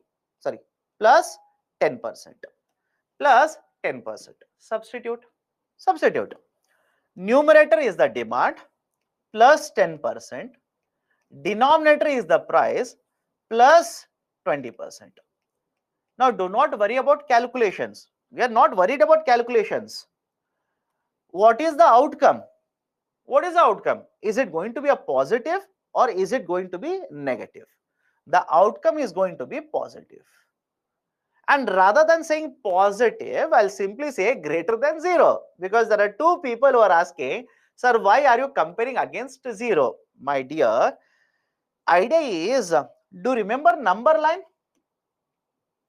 Do you remember the idea of a number line? Now, basically, I'll have to go to high school. Do you remember number line? It will be written like this: 0 plus 1 plus 2, so on till infinity. On the left side of 0, minus 1 minus 2. Now, whenever I say greater than 0, whenever I say greater than 0, all these numbers are positive. Any difficulty? Any difficulty? All these numbers are positive. And whenever I say less than 0, all these numbers are negative. So do not worry about numbers. That's the reason I'm telling you, you're focusing on the thing which is not necessary. Focus on the outcome. Focus on the outcome. Is it positive? Is it negative? Sir, why should I focus on outcome? What is the idea of substitute goods?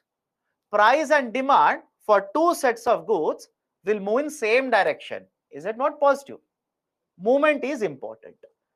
Right? Have a look at this. On the other side, price and demand will move in opposite direction. Sir, any example of opposite direction? Car and petrol, printer and ink. Don't you think price and demand will move in opposite direction for these two goods? These are complementary goods. So whenever you have a cross elasticity of a demand which is less than 0 or negative, in simple terms, it is complementary goods. And whenever you have CD greater than 0, these are substitutes. Now there is a special case that I have written here, right? CD is equal to 0, and there is a reason why I have written. Some of you will do this permutation combination. You will read in the newspaper, in the first page they have written, price of tea has gone up. In one page you will come across the article which says price of tea has gone up. In subsequent pages you will also read that the demand for shoe polish has gone up. Now you will apply your CSAT brain here, right? You will basically apply the CSAT brain. That is basically you will do the calculation. Price of tea has gone up, denominator is positive. Demand for shoe polish has gone up, numerator is positive. And now you will come to a conclusion. The tea as well as right, the shoe polish are both basically one and the same. That is substitute goods. This is wrong. I hope you understand this, right? It is wrong. Okay, so have a look at this. If these are unrelated goods, right, leave it. Do not compare it. Do not compare. Do not waste your time. Simply say CD is equal to 0. And if you go ahead and compare, what does it mean? If the price of tea goes up, you will consume lesser tea and you will start drinking more and more shoe polish. Right? Let me know if that makes sense to you. Okay. So these are the three types of elasticities. Okay. So one is income, second one is price, third one is cross. Fourth one is related to supply. Simple concept, understand this. There are certain goods where the prices of the goods, if it changes, the supply will also change. Is it okay? The supply will also change. Now the question is, to what extent the supply will change? What is the magnitude, etc., etc. Fourth one is price elasticity of a supply.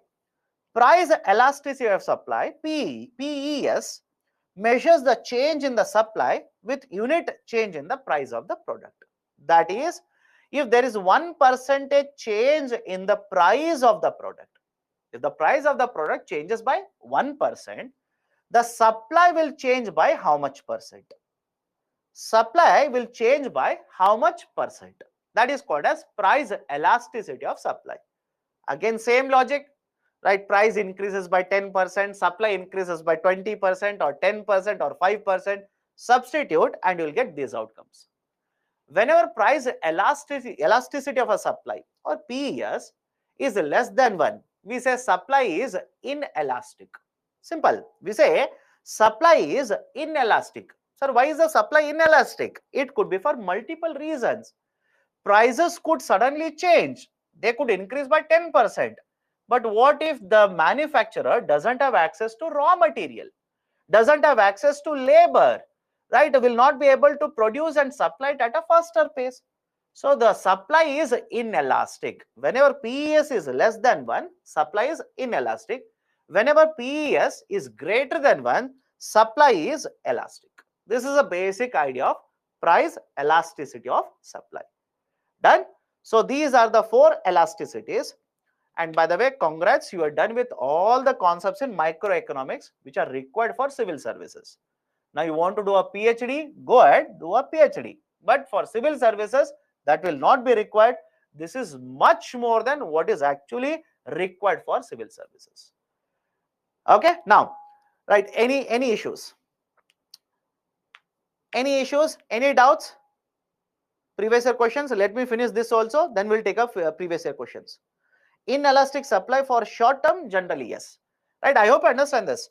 Whenever you talk about this inelastic supply, you basically talk about short duration. The supply cannot be inelastic for very long duration. If the supply is inelastic for very long duration, it simply means structure is something is wrong. You're trying to produce something for which, let's say, there is no availability of raw materials. For that, the supply can be inelastic for a very long duration. Okay, how do you remember all of this? It's simple. Please revise. Please revise. Please revise. Please revise. More you revise, more perfect you will become with all of this. Okay. Angels law, is it required? Not necessary. Angels law is not necessary. Okay. Let's take a break then. Any other doubt? Which microeconomics book do we read?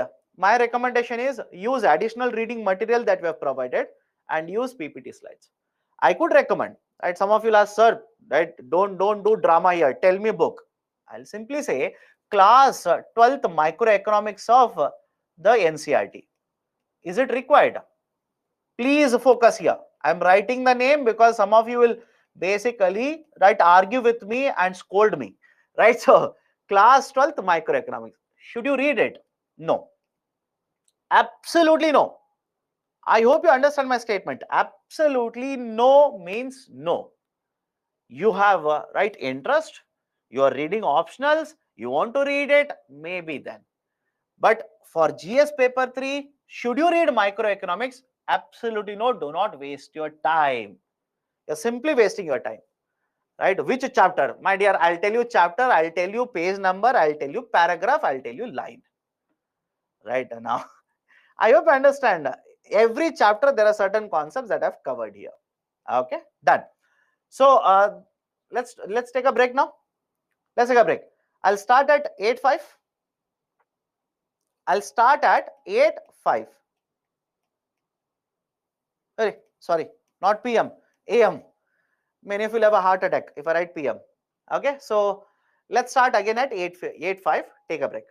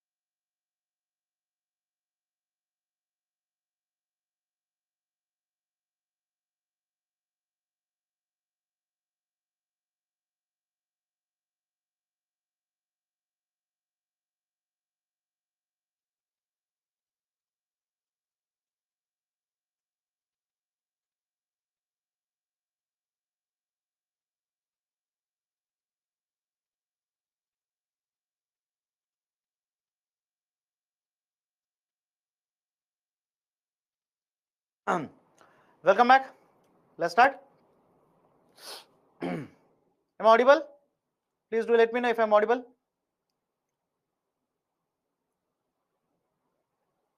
Done. Let's start. So we are done with the idea of microeconomics. Now let's slowly and steadily enter into macroeconomics. Now first thing I want to discuss in macroeconomics is the idea of savings, investment and capital formation. Okay. Savings, investment and capital formation. Let's go one by one.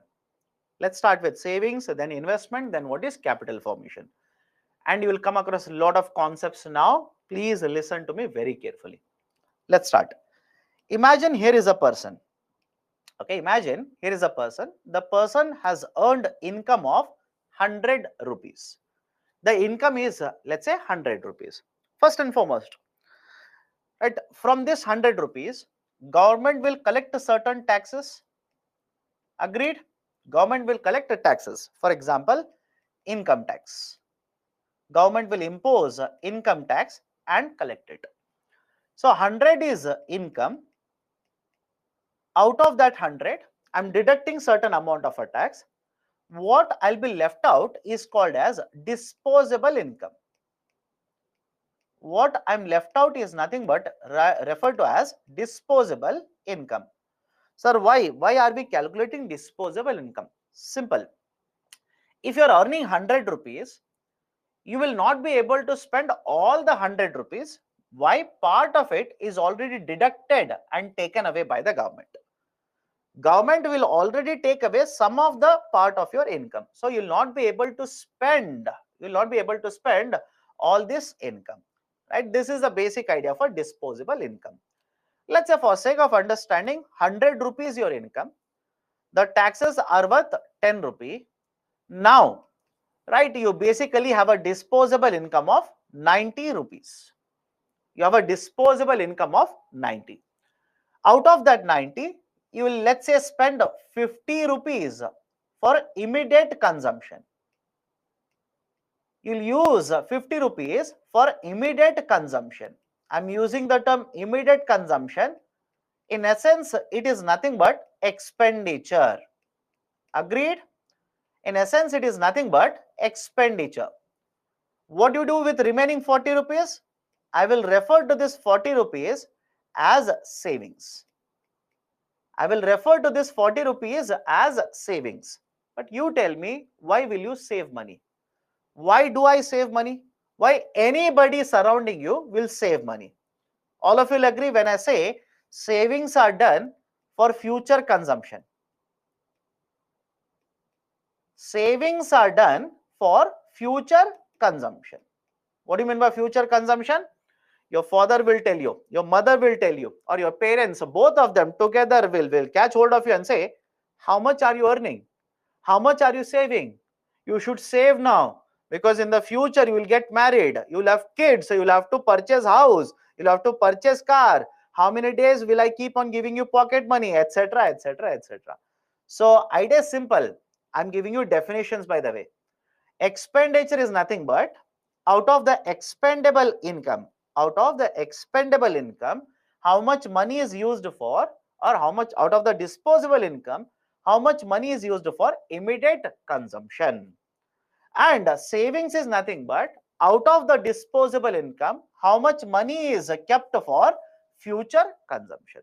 This is the definition. Now let me go to the next step. You have saved 40 rupees. You will take this 40 rupees, go to the bank.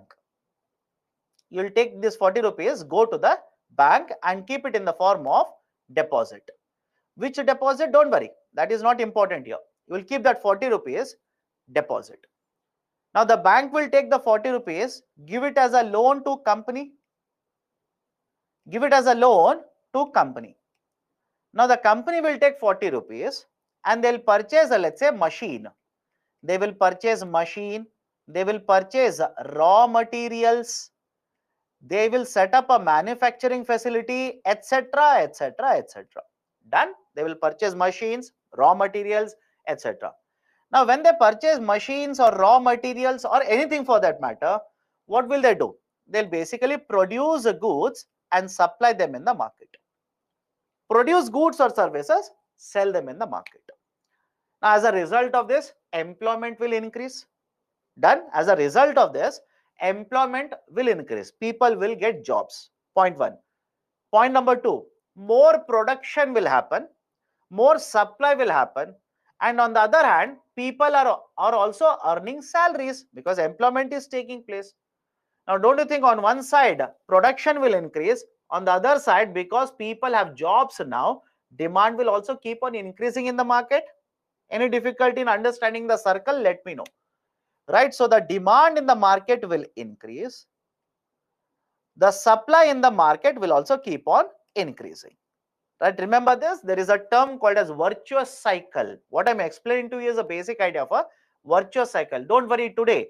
Tomorrow we'll discuss in detail the idea of virtuous cycle. But understand the logic that I'm trying to explain here. You have earned income. Part of the income has been already taken away by the government in the form of taxes, or they will collect it later. Don't worry. Out of the remaining, which is called as a disposable income, some amount you will use it for immediate consumption, remaining you will save it. But this savings will lead to companies purchasing machines, companies setting up manufacturing facilities, construction of roads, construction of other infrastructure as well. Right? So this is the basic cycle. This is the idea of a basic cycle that is going to take place or happen in the economy. Now, let me start using technical terms. First one is savings. What is the savings here? Out of the total earnings made, the economy uses a part of it for immediate consumption and the rest will be used for future consumption. That is called as savings. Now, that savings that you have kept in a bank, that savings, understand this, or out of this total money, that amount you have saved, which you will keep it in the bank, we'll refer to this as investment. Is it okay? We'll refer to this as investment. What is this idea for investment here? Come to the last point here. There is a term called as capital goods. All of you remember the term capital? Let me check. Do you remember the kind of a term capital? What is this capital? Capital simply means machineries. Right? Go back to the first class. Land, labor, capital. Right? So machineries. So how much of the money that you have earned will be now used in the economy to purchase machineries, to set up manufacturing facility, to construct roads, etc. It is called as investment. Any difficulty? Any difficulty? Right? How much of your money that you have earned will be used for all these purposes? That is machineries. Or let's say investment in research and development. Patents, all of you heard of patents? So investment in research and development. Investment in construction of the roads. Right? Investments are done in construction of manufacturing facilities. Investments are done in order to purchase machineries, etc., etc., etc. All of this is referred to as investment. Any difficulty? Now, from 1 year to next year, don't you think in the economy, focus on India, in the economy, investments will keep on happening? I'm going to the third point, by the way. Third point now. From 1 year to next year, from this year to next year, from next year to the next year, from 23 to 24, 24 to 25, from 1 year to next year, investments will keep on happening. So from 1 year to next year, how much is the addition to the investment? I repeat, from last year to this year, how much investment I've done? From this year to next year, how much investment I've done? I will measure that. And when I measure how much investment is being done annually like this is called as capital formation. This is referred to as capital formation. I've discussed 3 points here, right? Let me know if there is any difficulty. One is savings and expenditure. Now, out of your income, how much money is used for purchasing, or how much is the money on machineries? How much is the money spent on roads? How much money is spent on manufacturing facility? How much money is spent on, let's say, research and development to create patents? That is investment. And third point I'm saying is, from 1 year to next year, the investments will keep on happening. But I want to find out from last year to this year how much investment has taken place. That is called as capital formation. Now I've given you certain points. Have a look at this. Point number 4. Whenever you talk about investment, that is, let's say, construction of roads, manufacturing facility, etc., do you think investment is always done by government? Let's see. Do you think investment is always done by the government? No. Apart from the government, we also have private sector. We also have private sector. What do you mean by private sector? Non-government companies, non-government entities. For example, we have Tata company, we have Adani company, we have Reliance company. Don't you think all of them will also invest? Right? So understand the logic here. Apart from the government, we also have private sector which will make investment, which will also make investment. But within the private sector, again, there are two components. One private sector can be domestic private sector, that is Indian companies. In simple terms, Indian companies. Another component is foreign companies. Another one is foreign companies. I'll give you examples. Let me know if it is correct or not. All of you heard of Air Asia company? Air Asia. Air Asia is not an Indian company, by the way. It is not an Indian company. It is a foreign company. They have brought money and invested in India. Or the best example in current affairs, right, the Apple company. That is not specifically Apple, but Foxconn. Right, Foxconn. All of you heard of this? All of you heard of the Foxconn? Very recently they have announced investment of thousands of crores of rupees in Telangana. Amazon company, Walmart company, right? There are hundreds of companies like this, or Volkswagen company. So all of these companies are not domestic. These are not Indian private sector companies. These are foreign private sector companies. But they will also bring money, invest in development of infrastructure. They will also bring money, set up a manufacturing facility. They will also invest and promote research and development in India, etc., etc., etc. So argument is very simple here.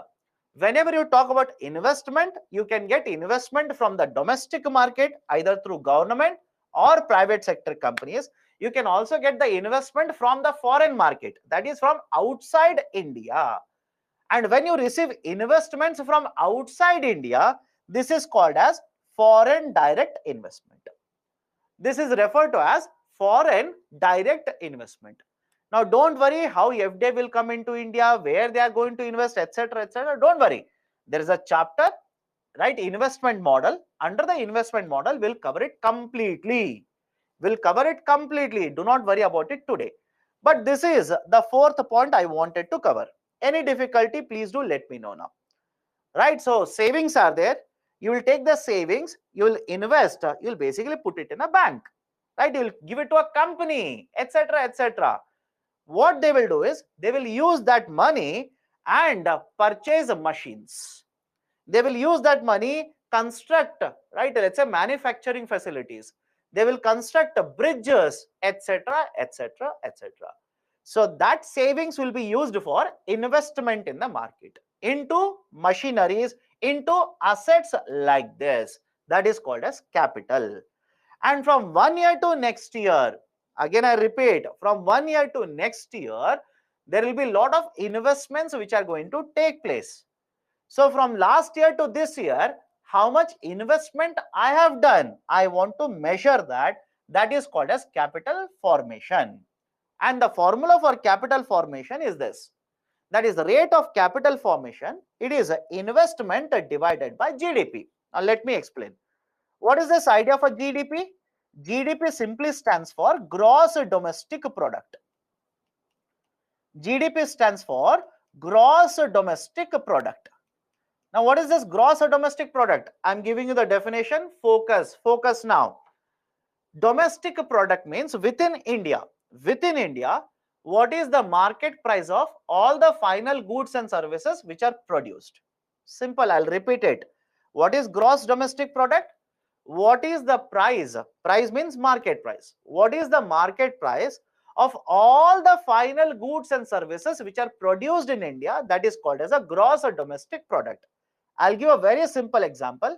Imagine in India, imagine in India, 10 goods are produced and the market price for each of the goods is, let's say, 15 rupees, and 20 services are produced and the market price of each of the services is, let's say, 20 rupees. So 10 into 15, 150 rupees. 20 into 20, 400 rupees. Now, what is the market price of all the final goods and services which are produced in India? 550. This is called as GDP. This is referred to as GDP, right? Gross domestic product. Right? Now, understand this carefully. Whenever you talk about rate of capital formation, right? Again, first point is what? The idea of gross capital formation. Gross means what? Total amount of capital formation is how much? Again, the term capital formation means how much investment. How much investments are doing, right, compared to the value of GDP. So out of this particular capital formation, from last year to this year, how much has been the investment compared to the GDP value? That is called as the rate of capital formation. Can I go to the next one now? Can I go to the next concept? Please explain GDP again. GDP means the market price of all the goods and services which are produced. All the goods and services which are produced, final goods and services. Now, I took an example. Imagine in case of India, 10 final goods are produced. Market price is 15, 150 rupees. And services 20 are produced. Market price is 20, value is 400. 150 plus 400, what is it? 550 rupees. That is the GDP. That is nothing but GDP. So imagine, right, in the last 1 year, we have produced 550 rupees worth of goods and services in India. And the amount of investment we have done is, let's say, 100 rupees. Amount of investment in the last 1 year is 100. The value of GDP is 550. Now simply calculate it. Again, UPC will not ask you all of this, right? How much will you get? You will basically cancel 1010, 5 11s are, 5 2s are, so 200 divided by 11. I'll just round it off, 19%. Right? Your capital formation rate is 19%. Okay? That is the basic idea. That is the basic idea of rate of capital formation. Okay, now, whenever you talk about capital formation, why it is important? From 1 year to next year, why should we invest? And some of you are asking, sir, savings is equal to capital formation? No, I did not say that. I did not say that. I took an example where you will save and keep the money in the bank. Now, you tell me, whatever money you save, will you invest in the market? At least apply what you do in real life. You will only understand. How many of you think whatever savings you do, you will invest in the bank? You will put it in the bank. You will give it to a company. How many of you think so? If you say, yes, sir, right, I've seen everything happening like this only, then you do not know what your mother does. Talk to her today. Ask them. You will realize it. Right? Or forget about them. Look at yourself. Look at yourself. If you want a salary of 1 lakh rupees, right, do you invest all the 1 lakh rupees in a bank deposit? No. You will keep some of the amount of money in the form of cash in the home. Yes or no? Some of this amount, you will keep it in the home itself. Why? You will say, sir, emergency. Right? I might require in terms of emergency. Right? So the argument is simple. You will save money, but all the savings you do not invest. You do not put it in the market. Part of it you will put it in the market. So whatever out of the savings will come, that is basically the idea of investment. Okay. Now, why capital formation is important? From 1 year to next year, why capital formation is important? Simple. One, it will lead to increasing production. Now, can I use the term GDP here? Let me know. Why capital formation is important? There is a requirement of increasing GDP. What is the connection between capital formation and GDP? This is very interesting question. You tell me, my dear. You tell me. Is capital formation not needed to increase your GDP? I hope you understand this. Is capital formation not required for GDP purposes? Of course, it is required. What were you listening when I was discussing all of it? So, GDP you want to increase. How do you increase GDP? How do you increase the market price of all the goods and services? Increase production. Increase production, automatically your GDP will increase. Now you want to increase production. How? How can you increase production? You need to invest. And if you keep on investing more and more, is it not capital formation? Right? Compared to last year, you have invested, let's say, 100 crore rupees. That is capital formation. So, one, increase production, increase GDP. Second, it is also associated with efficiency of labor. Yes or no? It should be self-evident. You will set up a manufacturing facility. You will ask the people to work in the manufacturing facility. Are we not using the labor efficiency? Imagine from one machine, now we will switch over to another machine. Latest technology, capital formation. If you bring in latest technology, don't you think worker productivity will increase? Right? So, associated with labor efficiency is also associated with the technological progress, because whenever you invest, please understand this, whenever you invest, you will not only invest in development of infrastructure, right? You will not only invest in infrastructure, you will also invest in research and development. Is the logic okay? You will also invest in research and development. You will invest and set up a facility where, right, a lot of innovation is done, patents are generated, etc., etc. So investment can be in development of infrastructure, which will help us in producing and selling other goods in the market, and it is also associated with research and development. Capital goods are those that help in production of other goods. How road is a capital good? My dear, road is a capital good for a road is a part of capital, that is infrastructure, because capital goods are assets. Essentially, capital goods are assets that may not help you in producing a good, but if you have manufactured here, your market is here. Tell me, how will you bring it to market? Right? I hope you understand. You have manufactured here, but your market is here. How will you bring it to the market? Don't you think road infrastructure is necessary there? Right? Warehousing infrastructure is necessary, etc., etc. So logistics sector is necessary. So come back to this here. It is associated with the technological progress, better utilization of natural resources, whatever minerals you are getting. Right? Don't you think with better technology, we'll be able to utilize the resources in a much better way now? Is associated with always a rising demand as well as supply of goods and services. Any difficulty with the last point? Please go back to the cycle that I've explained earlier. If investment is happening in the economy, it simply means there's a capital formation. And when there's a capital formation, are we not increasing the employment? Right? With a change in the employment, with the rise in the employment, people are earning more salary. They will start demanding more and more goods and services. Right? So these are certain important outcomes or certain reasons why we actually require capital formation. Point 2. My dear, when you have better technology, rather than producing 10 goods, now the labor will be able to produce 12 goods. Labor productivity will increase. Okay, done. So these are the reasons why capital formation is necessary.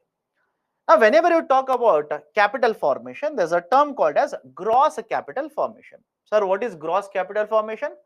Total amount of capital formation that is happening in 1 year. Simple. In 1 year, how much is the total capital formation? That is called as gross capital formation. The gross capital formation is divided into two parts. Remember this. Gross capital formation is divided into two parts. Follow this carefully. Most of you will get stuck up because you are not focusing on the discussion. One component is called as a GFCF, gross fixed capital formation. Second one is called as a stock. Now, what is the basic idea? How do you differentiate? Follow this carefully. The gross fixed capital formation is that part of the capital where investments are not done on day-to-day basis. I repeat, where investments are not done, not is important, where investments are done periodically, not on everyday basis. Sir, what do you mean by that? Let me ask you a very simple question. Imagine you're a manufacturer, you're a producer of this bottle. A simple question to you people, will you purchase machines every day? Think of it and answer. Just think of it and answer. Right? Will you purchase the machine to manufacture this bottle every day? Of course, no. Let's say you'll spend 5 crore rupees, you'll purchase a machine today. After 5 years, after 10 years, you will purchase one more machine. Any difficulty?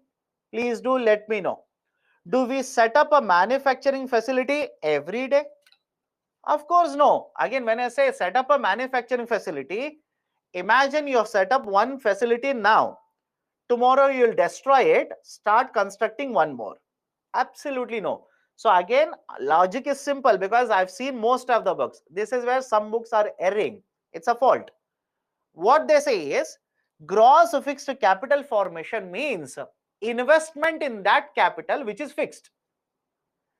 I hope you understand this. And I know many of you will read it and believe that it is correct. Some of you will basically say, or you will read that and say, yes, sir, it is correct. Gross fixed capital formation, they'll say it is an investment on the fixed capital. That is the capital that is not movable. It is fixed. Then some of you will have again this doubt. Sir, but machines are movable. I hope you understand. Machines are movable. You have written machines under gross fixed capital formation. It is wrong. No, please understand this carefully. Whenever you talk about gross fixed capital formation, it is investment in the capital which is going to be done periodically, not on day-to-day basis, periodically, after 5 years, after 10 years, after 15 years, like this. That is gross fixed capital formation. What about the stock? Let me ask you again a question. And remember it, it is easier to understand. You are a manufacturer. You are manufacturing this bottle. A simple question to you. Will you keep on spending money, let's say on day-to-day basis or once every 2 days to purchase raw material or not? To purchase input goods or not? To purchase intermediary goods or not? Right? Argument is yes. I hope you understand. Yes. Answer is yes. That is called a stock. How do you define stock? It is a type of a capital where the investment is done on regular basis. Here, right, regular or periodically, once in a 5 years or with a time gap. But here, on regular basis, on day-to-day basis, you will keep on spending money. That is called as a stock. Any difficulty in dividing both of them, please do let me know.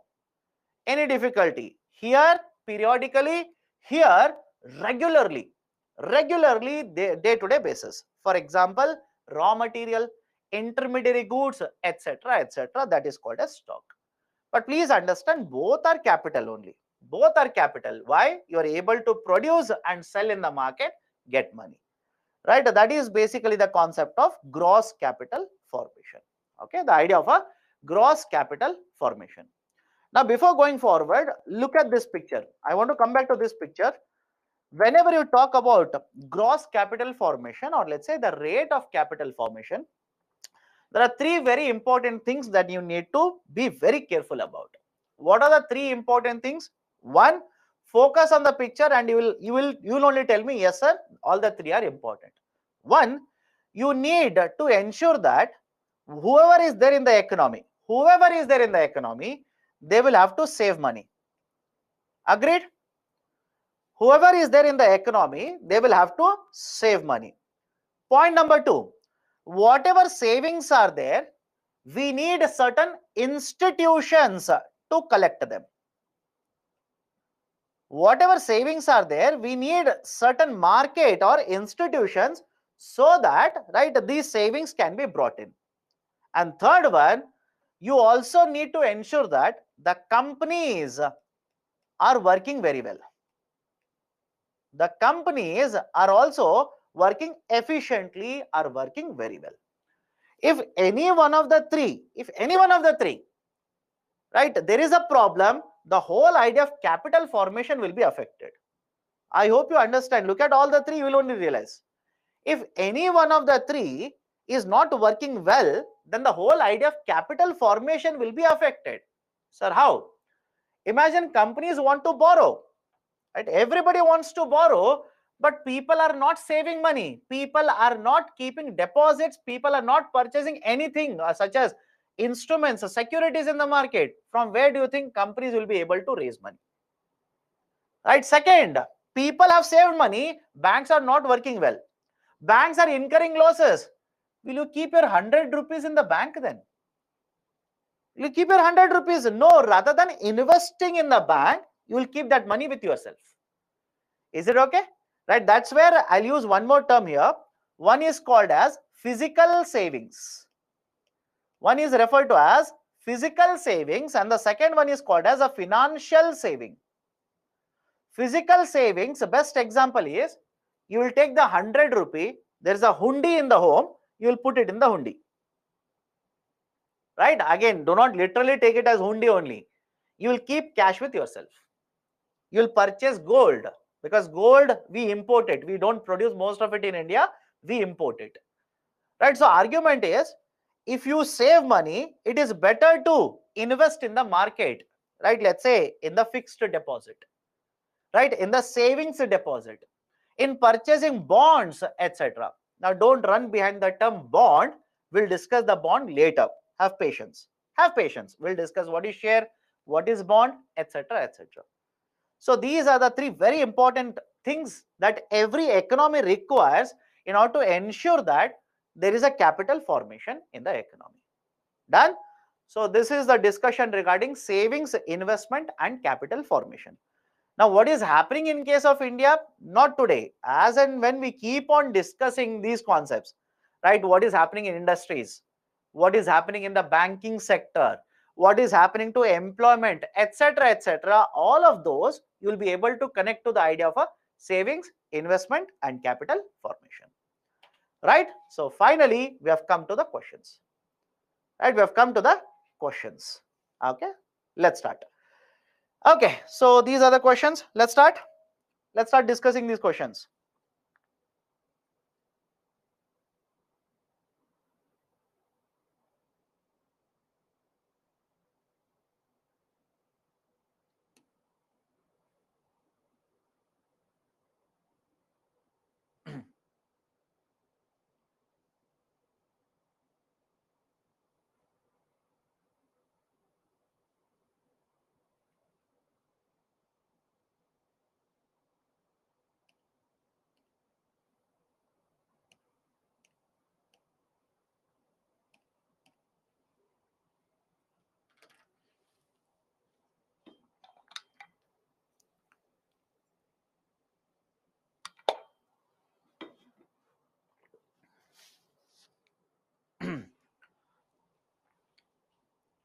Okay, let's start. 47% have answered correctly. Why? It should be more. It should be more. Let's apply what we have learned. This is point one. And point two, just observe what kind of questions have been asked. I hope you understand.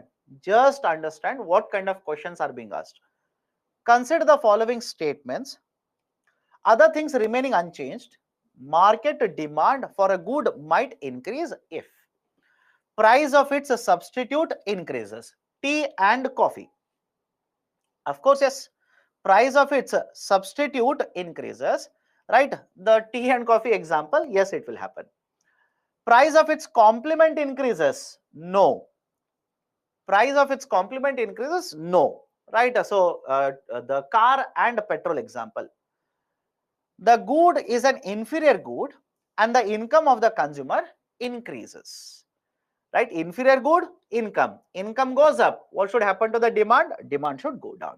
Here itself, if you use elimination method, you already have the right almost appropriate answer. Good is an inferior good, right? So obviously, no. 3 is also wrong. You already have the right option. Its price will fall. Straightforward. If the price will fall, right, you can get the higher demand. So 1 and 4. Right option to the question is 1 and 4. Okay. But written other things remains unchanged. My dear, except these, if everything else remains unchanged. That is what they are saying. Okay. The good is an inferior good and income of the consumer increases. What is an inferior good? If the income of the person goes up, demand should go down. That is what is exactly the outcome here. But they are asking the demand should increase. Okay, next one.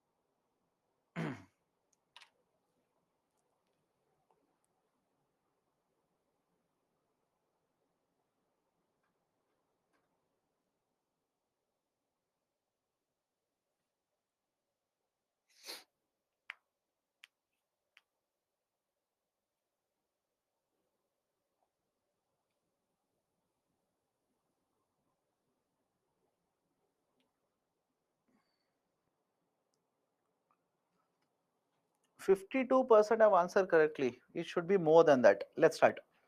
So which of the following can add to aggregate demand? Aggregate demand means total demand. Which of the following will increase the demand? That's as simple as it. Let's start. Lowering of income tax rate. You tell me, correct or not? Just now we have discussed it. Just now we have discussed this, right? I told you example 100 rupee is your income, okay, minus the taxation. Minus taxation, right? So basically you will have a disposable income. You will have disposable income. So when, right, the tax will go up, your disposable income will go down. Done. And when the tax will go down, your disposable income will increase. So if income tax rates are reduced, what will happen to disposable income? Disposable income will go up. Will it add to the total demand in the market? Of course, yes. First one is correct. Increase in the cost of raw materials. Increase in the cost of raw materials. Right? The raw materials, if the cost increases, imagine you're manufacturing the bottle, cost of the steel goes up. What do you think will happen to the market price of the bottle? Market price of the bottle should also go up. If the market price of the bottle goes up, what will happen to the demand? Demand will go down, right? So second one is wrong. Third one is VAT. Many of you would have got stuck up here itself. Nothing wrong, because VAT I'm yet to discuss. Maybe in the next week or a week after that, when I take up taxation, we'll have a discussion. But what is the idea of a VAT? Simple. Imagine you want to sell this bottle at 100 rupee. Government will impose a tax, let's say 10 rupee. The market price will become how much? 110. This is the idea of a VAT I'm referring to here, value added tax. Now, if value added tax will go up from 100 rupee to 20 rupee, what will happen to market price? Market price will go up. And if the market price goes up, what will happen to the demand? Demand will go down. Right? So even the third one, the demand will be lower. Right? So the right option for the question will be option A, only one is correct. Any difficulty? Any difficulty? Let me go to the next one.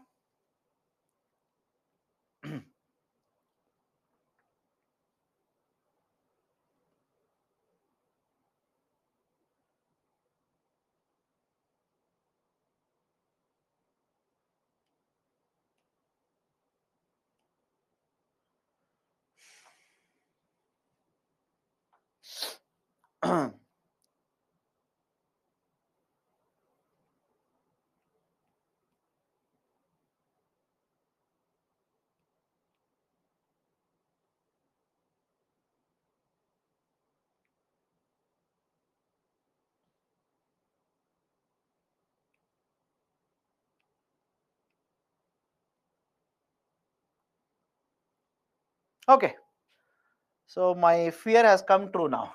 Most of you are wrong. Why? You do not remember what we have discussed in the beginning of the class. In the beginning of the class, that is, let's say after at around 6:05 or 6:10 a.m. You tell me, where does the term expansion and contraction come? First and foremost, where have you discussed the concept of expansion and contraction? We have discussed whenever you are talking about movement along the curve. Do you remember it? Not elasticity, movement along the curve, right? Movement along the curve. And you tell me, when there is a movement along the curve, what is changing? Let me see. When there is a movement along the curve, what is changing? Price of the product is changing. Is your income changing? Think of it. Is your income changing, and will you see a movement along the curve because of that? Is your taste and preference changing? And as a result of this, will you see a movement along the curve? Second one is no. Third one is no. Right option is option A. Right option is option A. Because please be very careful. Again, I am telling you this. When you talk about increase or decrease, you assume all the other factors except price is changing. When you talk about contraction and expansion, when you talk about contraction and expansion, you are talking about change in the price of the good. Okay? Any difficulty? Can you explain difference between option 1 and what is the other option? Option 3. My dear, when you eliminate 2 and 3, how can you say option 3 and 1 are? Arey, my dear, it simply means you are not even following what we have been discussing. Please go back, have a look at it. I've told you all of this. Whenever only the price changes, can you understand it? Whenever only the price of the product changes, you will see movement along the curve. And when you see movement along the curve, we will use the term expansion contraction. And anything else changes, right? Price of the related goods, income of the consumer, taste and preference, etc., etc., right? It is called as a shift of the curve, increase or decrease. So right now, only option 1, or let's say option statement 1 is correct. Next one. Till how long the class will be going on? Till 9:30. Till 9:30.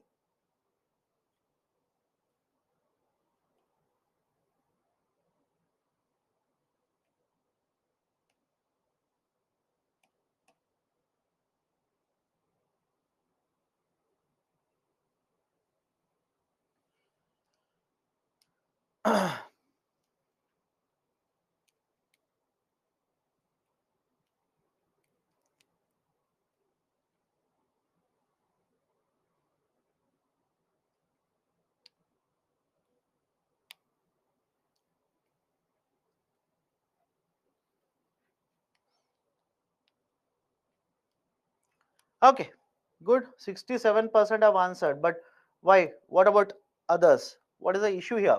It's a straightforward question. Income effect on the demand for inferior goods. Income effect means what? If income changes, either goes up or goes down, what is going to happen to the demand for inferior goods? You tell me. If the income of the consumer goes up, what will happen to the demand for inferior goods? Will go down. So what is the relation? What is the effect of income here? Effect of income is negative. Sir, can it be opposite also? Yes. Right? If the income of the person goes down, the demand for inferior goods will go up. Opposite direction, negative. Right option for this question is option B. Okay. Next one. Can we solve it like this rather than having poll, you waiting, etc., etc.? Let's solve it like this.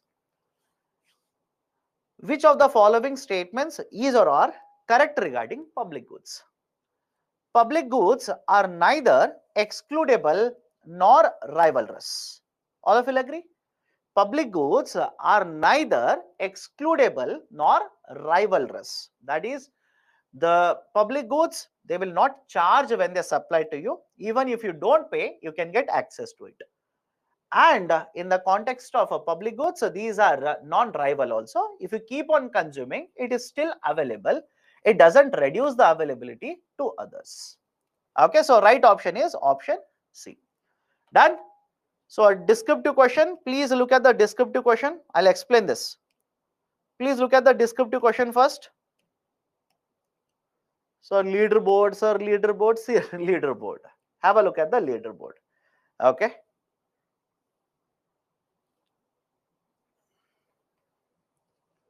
Let's start. A descriptive question. Capitalism has guided the world economy to unprecedented prosperity. However, it often encourages short-sightedness and contributes to wide disparities between the rich and the poor. In this light, would it be correct to believe and adopt capitalism for bringing inclusive growth in India? Do not worry about the term inclusive growth now. Listen to me. Do not worry about inclusive growth right now. Let me ask you a very simple question. We have discussed the idea of capitalism. Right? Don't you think capitalism will promote investment, employment, GDP growth rate, higher freedom for consumption, etc.? These are the advantages. I hope remember, these are the advantages. So what you need to write here, simple. Start with introduction. Whenever you write about mains answers, remember three components. One should be introduction, second one will be the main body, and the third one will be conclusion. Either it could be conclusion, it could be way forward as well. It could be conclusion, it could be way forward as well. Now, how do you apply all of this in the question given here? Simple. Start with introduction. What is introduction? In Indian economy from 1948, we have been following the model of mixed economy. Under capitalism, all the resources will be under the private sector. That's it. Do not waste your number of words. This is my suggestion to all of you. Generally, whenever you get questions in the UPSC mains, it will be 150 words or 250 words, which means you cannot write a very lengthy introduction. If you write 200-word introduction, gone. Whatever you wanted to discuss in the main body, you have missed it. So keep the introduction very short. Then come to the main body. What's the main body? Main body is what are the advantages as well as disadvantages of capitalism. Because the question says, should we adopt capitalism? Should India adopt capitalism? Right? So write what are the advantages, what are the disadvantages or concerns, then come to the conclusion. In the conclusion, you can simply say, looking at the disadvantages and the situation in India. What is the situation in India? Don't you think there is a rising income inequality? Point one, rising income inequality. Poverty population very high. Wealth inequality very high, etc. Keeping in mind all these factors, India adopting a mixed model economy is better compared to adopting capitalism. Right? Rather than adopting capitalism, mixed economy model is much better. This is how you conclude, right, the question here. Done? So just follow these kind of tricks, and trust me, right? I am telling you this. Do not wait for somebody to tell you this. Start mains answer writing now. Sooner you start, better it is. Sooner you start, better it is. Okay? Done. So this is a discussion related to the mains as well as the prelims questions which have appeared from chapter number 1. Now next chapter that I'll be starting. Why did you discuss questions today? We discuss on Friday. How does it make a difference? You tell me. How does it make a difference? Whether you discuss on Friday or today after each chapter, that is not important. Focus on what is being discussed. Okay. National income aggregates. Next chapter that I'll be taking is national income aggregates. But any issue so far? Can we draw the graphs and pictures in the mains? So for these kind of questions, please don't draw. Not required. Because the question that has been asked is, that's the reason. Do not expect a universal answer to every question. Do not expect a universal answer. Don't expect that one question will have a standard answer or all the questions will have a standard answer like this. In some cases, you are expected to draw certain pictures. In some cases, there is no requirement of pictures, right? There is no universal answer for all of it. Okay, let's start now. The next chapter that I'll be discussing is the national income aggregates. And if you've been reading the newspaper, this is very, very important. Very, very important. What is the idea? The national income aggregates will discuss the concept of GDP. We'll discuss the concept of GDP, gross domestic product. Very much important, very much relevant. And if you are reading newspapers, you would know that, right, this idea was there in the newspapers. So what I'll discuss is the first one, different types. How do we, right, basically calculate incomes? For example, there is one called as GDP. Have a look at this. Long form also I've written here. One called as GDP, gross domestic product. Second one is GNP, gross national product. Third one is NDP, net domestic product. And fourth one is NNP, net national product. Can I connect it to current affairs? Can I connect it to current affairs? For example, last week, the government of India announced that the Q3 GDP growth rate has fallen down to 4.4%. Again, don't worry, we'll come to this. Don't worry, we'll go point by point. Right, Q3 GDP has fallen down to 4.4%. Current affairs. I'll connect one more point here. Various newspapers are carrying this article since 2014 and 15 in India. The per capita income has doubled. Per capita income has doubled. How do we calculate per capita income, etc., etc.? We'll understand now. Okay, so these are certain very important points. Please be careful, understand the concept, apply in the current affairs. So one, types we will discuss. What is the latest GDP methodology we will discuss. Per capita income, pro and counter cyclical growth, vicious and virtuous cycle of growth. And as usual, after that we'll take up questions. Now let me start with the first one. Let me start with the first one here. Gross domestic product, GDP. Now what is GDP here? GDP simply means total market price of all the final goods and services which are produced in a particular region for a specific time period. I'll repeat it again. What is the total market price of all the final goods and services which are produced in one region for specific time period? What do you mean by this? Remember this, there is a concept of financial year. There is this idea of a financial year. They will use the term financial year, or else they will also use a short form of this, fiscal. Financial year or fiscal. Now what is this idea of a financial year or a fiscal? It will start on 1st of April. It will start on the 1st of April and will go until 31st March. Simple, understand this? Again, don't get into the philosophy, don't do PhD here. Sir, why like this, why like that? Not at all relevant for your exams. Don't focus on noise, focus on news. So idea is simple here. A financial year will start from 1st of April and will end on 31st March. For example, we are in the month of March. All of you agree? Anybody who says, no sir, we are not in March, we are in some other month. We are in the month of March. Now, right, understand this. 31st March 2023. 31st March 2023. This financial year started on the 1st of April 2022. The financial year started on the 1st of April 2022 and will end now on 31st March 2023. Point number one. Point number two. The financial year, please remember this very carefully, is divided into 4 quarters. Financial year is divided into 4 quarters. That is, every quarter will have 3 months. Right? Obviously, total 12 months are there. You need 4 quarters. So divide 12 by 4, you will have 3 months. For example, right now, Is it okay if I say I am in the quarter January, February and March? Any difficulty?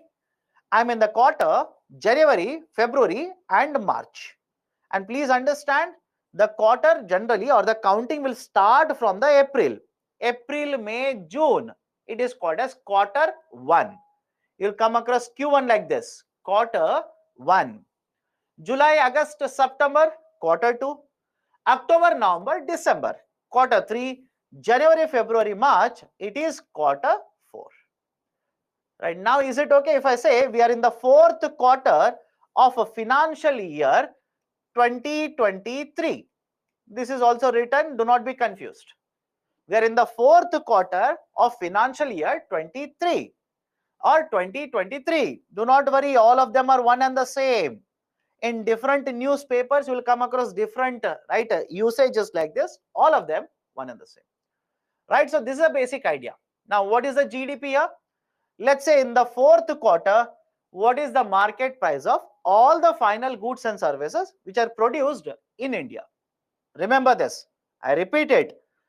GDP here is total market price of all the goods and services, that is final goods and services which are produced in India in this time period. Is it only for a quarter? Of course no. I can calculate GDP for half a financial year. I can also calculate GDP for full financial year. That is point number 1. So whenever you come across the term GDP, remember this, they're talking about the market price of all the final goods and services which are produced in India. You will also come across the term GDP growth rate. You'll also come across a term called as GDP growth rate. What is the GDP growth rate? Let's say, for example, in the financial year 22, the value was 100 crore rupees. In the financial year 23, the value is 110 crore rupees. Right? Have a look at this. What is the growth rate here? 10%. This 10% is referred to as GDP growth rate. Is it okay? Can I go forward? Let me know. Is the logic okay here? Because very often you will come across the term GDP growth rates in the market. Do not be confused. Growth rate means they are comparing and they are saying by how much percentage the GDP has increased. But if they say GDP of India is $3.7 trillion, very often you will come across this. $3.7 trillion.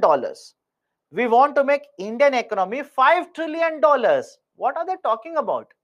They are simply saying all the final goods and services which are produced in India should be of worth $5 trillion. Now that is the basic idea of the meaning of the term GDP, gross domestic product. Point number 2, how do we measure GDP? How do we calculate a GDP? And before going forward, who calculates it? Who will give the data to you? There is a ministry called as Ministry of Statistics and Program Implementation. Ministry of Statistics and Program Implementation. And henceforth, I'll use a short form. Don't keep on asking, sir, what is the long form of all of this? In short, MOSPI, Ministry of Statistics and Program Implementation. And under the Ministry of Statistics and Program Implementation, there is one office, NSO, National Statistical Office. NSO. It is the duty of the NSO to publish GDP data. Simple. It is the duty of NSO, right, to publish the GDP data. For every quarter, GDP data is published. Half a year, data is published. Full financial year, data is published. Now, how do we calculate GDP? How do we calculate GDP? Simple. Let's start. There are 3 methods here. There are 3 methods. One is called output or product value method. Second one is income method. Third one is expenditure method. And we'll go one after the other. Follow the discussion carefully. One is a production method. Second one is income method. Third one is expenditure method. Let me start with the first one. output method. Now, what is the output method? Calculate all the final goods and services that you have produced and multiply that with market prices. Simple. I hope you remember earlier I've given you one calculation. I said, imagine in case of India, 10 final goods and services are produced and market price for each of them is, let's say, 10 rupee. 20 services are produced and let's say market price is 15 rupees. So in the first case, the market price of all the final goods and services will be 100, and in the second case, the market prices of all the services, first is goods, the second one is services, will be 300. What is the GDP value here? What is the GDP value here? GDP value is 400 rupees. GDP is nothing but 400, market price of all the goods and services, final goods and services which are produced in the country. Is the first one correct? Is the first one okay with all of you? Let me know. Right? Simply find out how many final goods and services into market price. That is GDP through production method. Second one is income method. Second one is income method. Now remember the concept of factor incomes. Please go back to the idea of factor incomes. Right? Do you remember all this idea of a factor income? What is this idea of a factor income? In the economy, the resources are divided into 4 parts. Right? I'm repeating the first class now. In the economy, the resources are divided into 4 parts. Those are land, labor, capital, and entrepreneurship. Land, labor, capital, and entrepreneurship. All of you remember this? Now, I asked you a very simple question last day. That is, let's say, day before yesterday. For every factor input that you purchase as a company, whenever you purchase a factor input, you'll have to pay money. You'll have to incur expenditure. And I said, whatever the company pays for the factor input, that is called as a factor income. And whatever is the factor cost, it is nothing but factor income. Right? Please revise it. If you don't revise, suddenly you'll get confused. Is it okay if I say, whatever is the factor cost, it is nothing but factor income?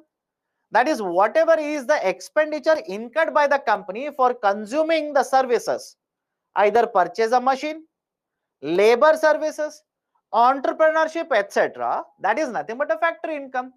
Now, simple question to you, please go back. You had answered this. If you want to decide what is the price of this product, if you want to decide what is the price of this product, will you not count a factor cost? Let me know. If you want to decide what is the price of this product, will you not be counting all the factor cost or factor expenditure incurred by the company? Answer is yes. So what you have done in the first case? Tell me. What you have done in the first case? You have counted the price of the product. You have taken the price of the product. And how is the price of the product determined? Factor cost. Is it okay? How is the price of the product determined? Factor cost. Now, same factor cost, I will count it in another way. That is factor income. If I simply say only one product is manufactured, have a look at this. Let's take a simple example. Only one product is manufactured.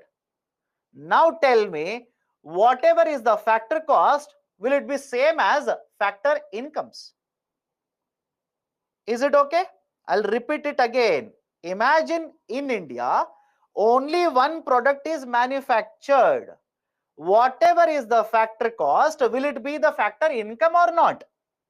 If I decide to sell this bottle at 100 rupees in the market, total factor income will be how much? 100 rupees. That is exactly what we are doing. That is exactly what we are doing. Right? I am basically counting all the factor incomes which are generated. All the factor incomes which are generated in the economy. Either, right, the labor has generated factor income, raw material supplier has generated factor income, etc., etc. All the factor incomes are counted get the sum total of all of this. That will give you GDP through income method. That will give you GDP through income method. And the third one is expenditure method. Third method is called as expenditure method. First, let me start explaining this third method. Follow this. First and foremost, please follow this carefully. GDP means whatever is produced in India. You will have to be very, very careful here.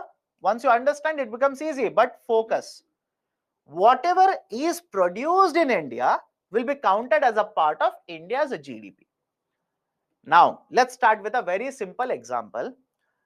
The whole economy, can I divide it into three parts? One is households. One is households. Second one is private sector. Rather than using the term private sector, they can also use the term firms. Private sector or firms. Third one is the government. Third one is the government. In fact, many of the books will also divide it into four and say RBI. Central bank, they'll write it separately. I am writing central bank, that is RBI, as a part of the government. A simple question to you people. Look at, right, these 1, 2 and 3. A simple question to all of you. Can you think of anything else, anybody else in the Indian economy who will spend and purchase final goods? I'll repeat it again, right? I've written 3 here, right? 1, 2 and 3. Have a look at it. Can you think of anyone else who will spend and purchase the final goods in the Indian economy? Anybody? Is anybody else left out? That is the question. Is anybody else left out? Sir, FDI, my dear, private sector. Where will you throw FDI? Private sector. Right? So, argument is simple. The whole Indian economy can be temples, charitable organizations, everything will come under households. Right? Everything will come under households. Sir, housewives, my dear, households only. Households only. Sir, export and import. I'm talking about consuming in India. You're talking about export. Understand what I am saying. Understand what I am saying in the first place. Right? So, argument is simple. Don't do that now. Stop. You're simply wasting your time and my time also. You're simply trying to find out a problem. You will not find. Stop it. So, what we are doing is, we are dividing the whole economy into 3 parts. And whatever final goods are there in India, whatever final goods are there in India will be consumed either by 1 or 2 or 3. Simple. Right? It will be consumed by 1 or 2 or 3, or it will be 1 plus 2 plus 3 in fact. Now let me write it. Here is a household. They have spent money and consumed final goods and services. Here is a firm, all the firms which have consumed final goods and services. Third one is the government, which has spent and consumed all the goods and services. Now let me write numbers also so that you find it easier. Imagine households have spent 20 crore rupees, firms have spent 30 crore rupees, government has spent 50 crore rupees. Total expenditure.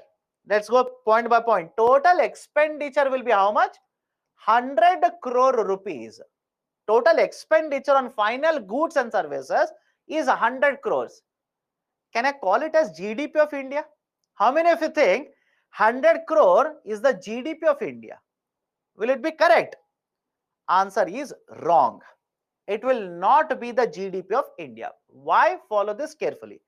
I said the households, firms and the government has totally spent 100 crore and purchased the final goods in India. But don't you think some of the final goods which we have purchased are imported? Let me know. Some of the goods and services that we have consumed in India, aren't they imported? Imported means what? This bottle is manufactured in USA. I repeat, The bottle is manufactured in USA. Now you tell me, if it is manufactured in USA, should I be counting the market price of the bottle as part of India's GDP? Will it be correct? Should it be counted as part of India's GDP? No, because whatever is produced in India, we should count it. So I will subtract import from all the expenditures which are done by the government, company and the households. I will subtract the imports. That is point 1 here. Second point, imagine you are a manufacturer. You manufactured the remote in India. You manufacture this remote in India.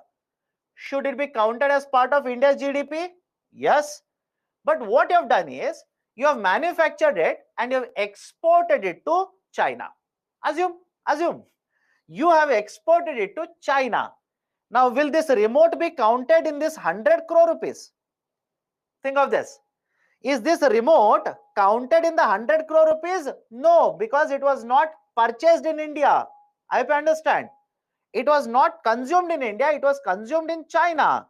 So what is the next point here? There are certain exports which are manufactured in India but consumed outside India. Because they are manufactured in India, you will have to count the value of exports. Any difficulty? Let me know. Argument is simple. Whatever is the expenditure on final goods and services done by the households, firms and government, count it. But some of these final goods and services are imported. So I will subtract it. And some of these final goods and services which we have manufactured in India, we have exported it. But because they are manufactured in India, we should count it. That is plus exports.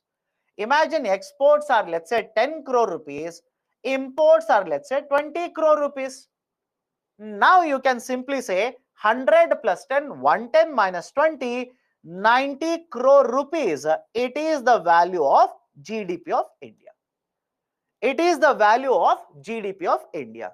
And whenever you talk about export and import, they'll simply write the term net export. They'll simply write the term net exports. Right? So basically, argument is what? Whenever you calculate through expenditure method, you are finding out how much is the total expenditure done by the households, the government and the companies on final goods and services in India.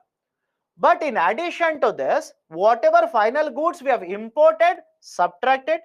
Whatever final goods and services which we have exported, add it, because they are manufactured in India. That is GDP through expenditure method.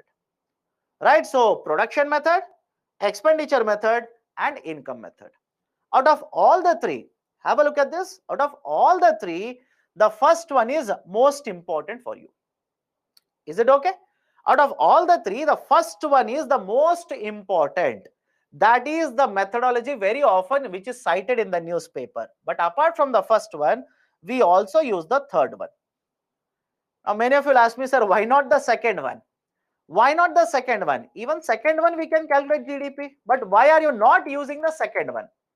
Let me ask you a very simple question.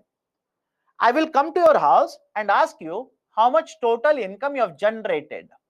Will you tell me the right number? There itself lies the answer. Is it okay? Because in the income method, what you require? Total incomes generated by everyone in India. Companies, right? Let's say you, me, right? The street vendors, etc., etc., etc. But tell me, how many of us will give the right data when the government officials will come and ask us how much income we have earned? And that's the reason generally out of three, you will see two very importantly used. One is the expenditure method. Second one is the production method. And tomorrow we'll have a detailed discussion about production method. That's very much relevant for you. But last concept for the day, this one. Please have a look at this. I'll explain this. Let's go point by point. Point number one. I said GDP can be calculated using three methods: production, expenditure and income. Point number two, Whether you calculate GDP with first one, second one, third one, doesn't matter. The value of GDP ideally should be one and the same. I'll prove it. Just give me 2 minutes, I'll prove it. I'll repeat it. You can calculate GDP using method 1, method 2 and method 3. But whether you use 1 or 2 or 3, value of GDP should always be one and same. Value of GDP should not be different. It should be one and same. How do I prove it? Let's start. Last concept for the day. Do not by heart calculations. UPSC will not ask you calculation. But you should know the fact that values will be one and the same. How do I prove it? Let's start.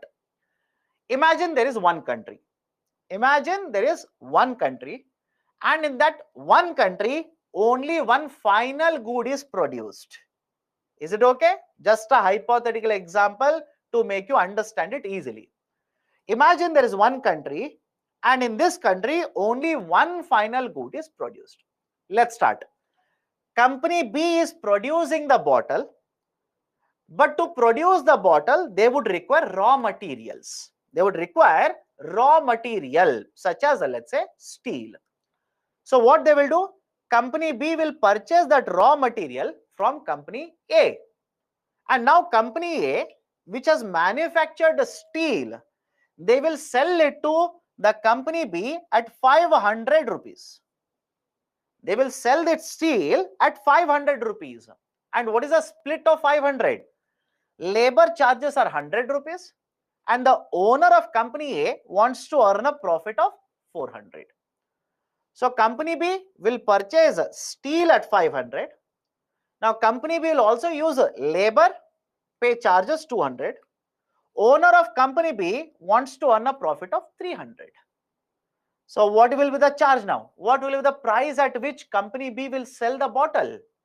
500 rupees cost of raw material plus 200 labor charges plus 300 profit that I want to earn.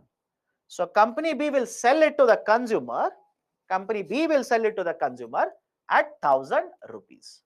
So buyer will purchase the bottle and pay 1000 rupees to the company B. Now let's start. Let's start. Right? Very simple model. Very simple model. Let's start. First method. What is the first method? Production methodology. Production methodology. How many final goods have been produced here? How many final goods? Final goods. That's very important. One final good. Anybody has a problem with this? One final good. And what is the market price of this final good? 1000 rupees. So what is the GDP through production method? Right? 1 into 1000, that is 1000 rupees. What is the second method? Income method. And what do we do in the income method? Get the sum total of all the factor incomes.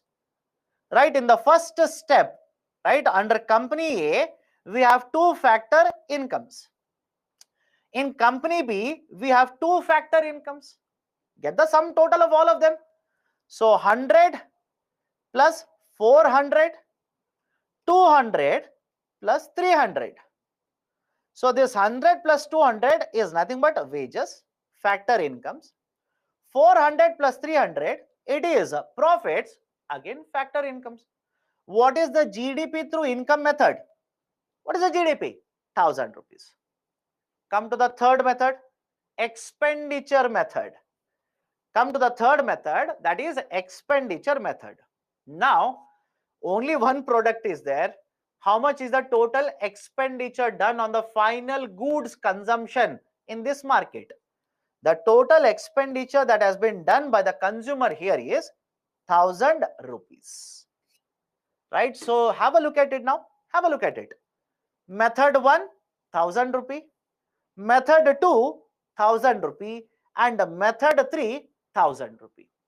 Now, is it okay if I say whether you calculate GDP through production, income or expenditure method, values should be one and the same? Any problem with this? Values should be one and the same. Right? Again, how in detail, sir?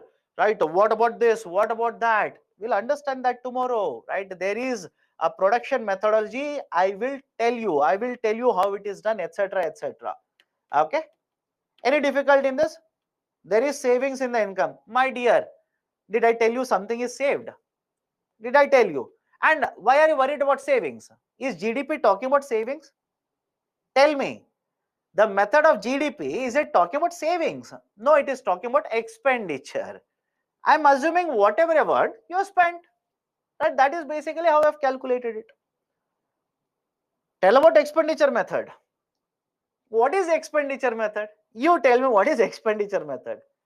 How much government, how much households, and how much does the company spend on final goods and services?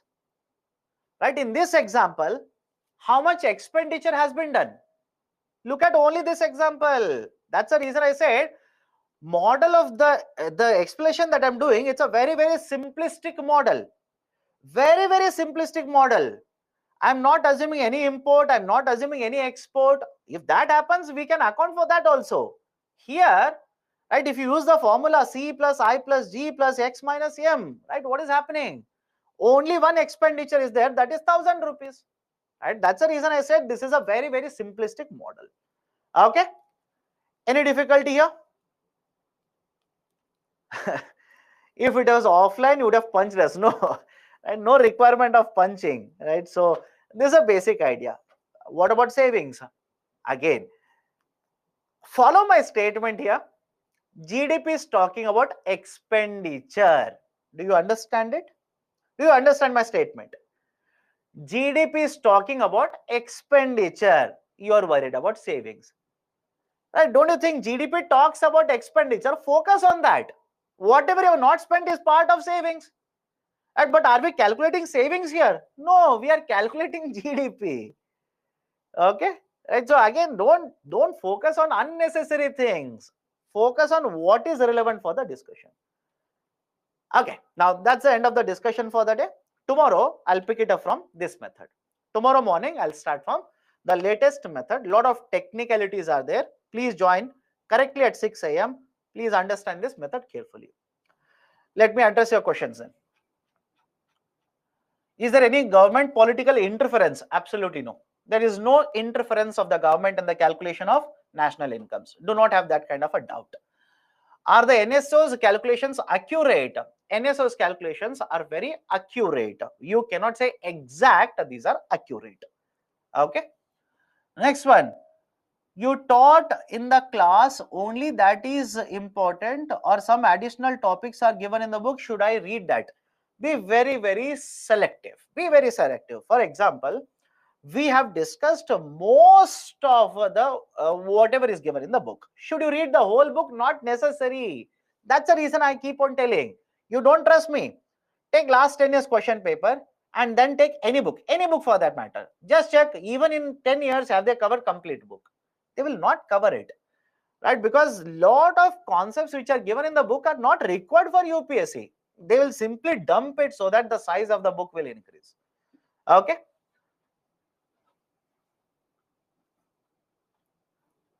Hindu growth rate, not today. We will discuss that when I take up, let's say, the concept of planning. When I take up planning, I'll tell you. Okay. What about economics optional? If you have economics background, go for economics optional. I repeat, if you have economics optional and you're comfortable with paper 1 in optionals, not GS paper, optional, paper 1, that is where people will be hit very hard. Why? Paper 1 is very, very technical. Again, I'm talking about optionals. Those who do not have any connection to economics optionals, leave it. Okay. Should I read NCERT's 9 to 10th all? If your economics touch is not there, if you do not have any background in economics, I would recommend read it. If more money is in the bank, won't it reduce the demand by consumers and ultimately circulation of money will reduce, or will it increase? Again, don't worry about this. We'll understand it later. We'll understand it later. When we look at the banking sector, we'll understand it. Go slowly. My dear, I'm very slow. In fact, I'm going very slowly. Please check the syllabus or the syllabus breakup that has been given to you. I'm basically going very slowly. I'm already behind by, let's say, around half a class. What about remittances? We'll understand it later, right? Understand it later. The subject is not yet over. Right? Do not put the cart before the horse. Let's bring the horse first, then let's put the cart. Okay. Done then? Okay. Done. We'll continue tomorrow morning from this concept. That is new methodology to calculate, to measure the concept of GDP, gross domestic product. That is specifically I'm focused on the production method, the output method or the production method. Okay, so that's it from my side then. Right, take care. We will meet tomorrow again exactly at 6 a.m. Have a great day ahead. Thank you.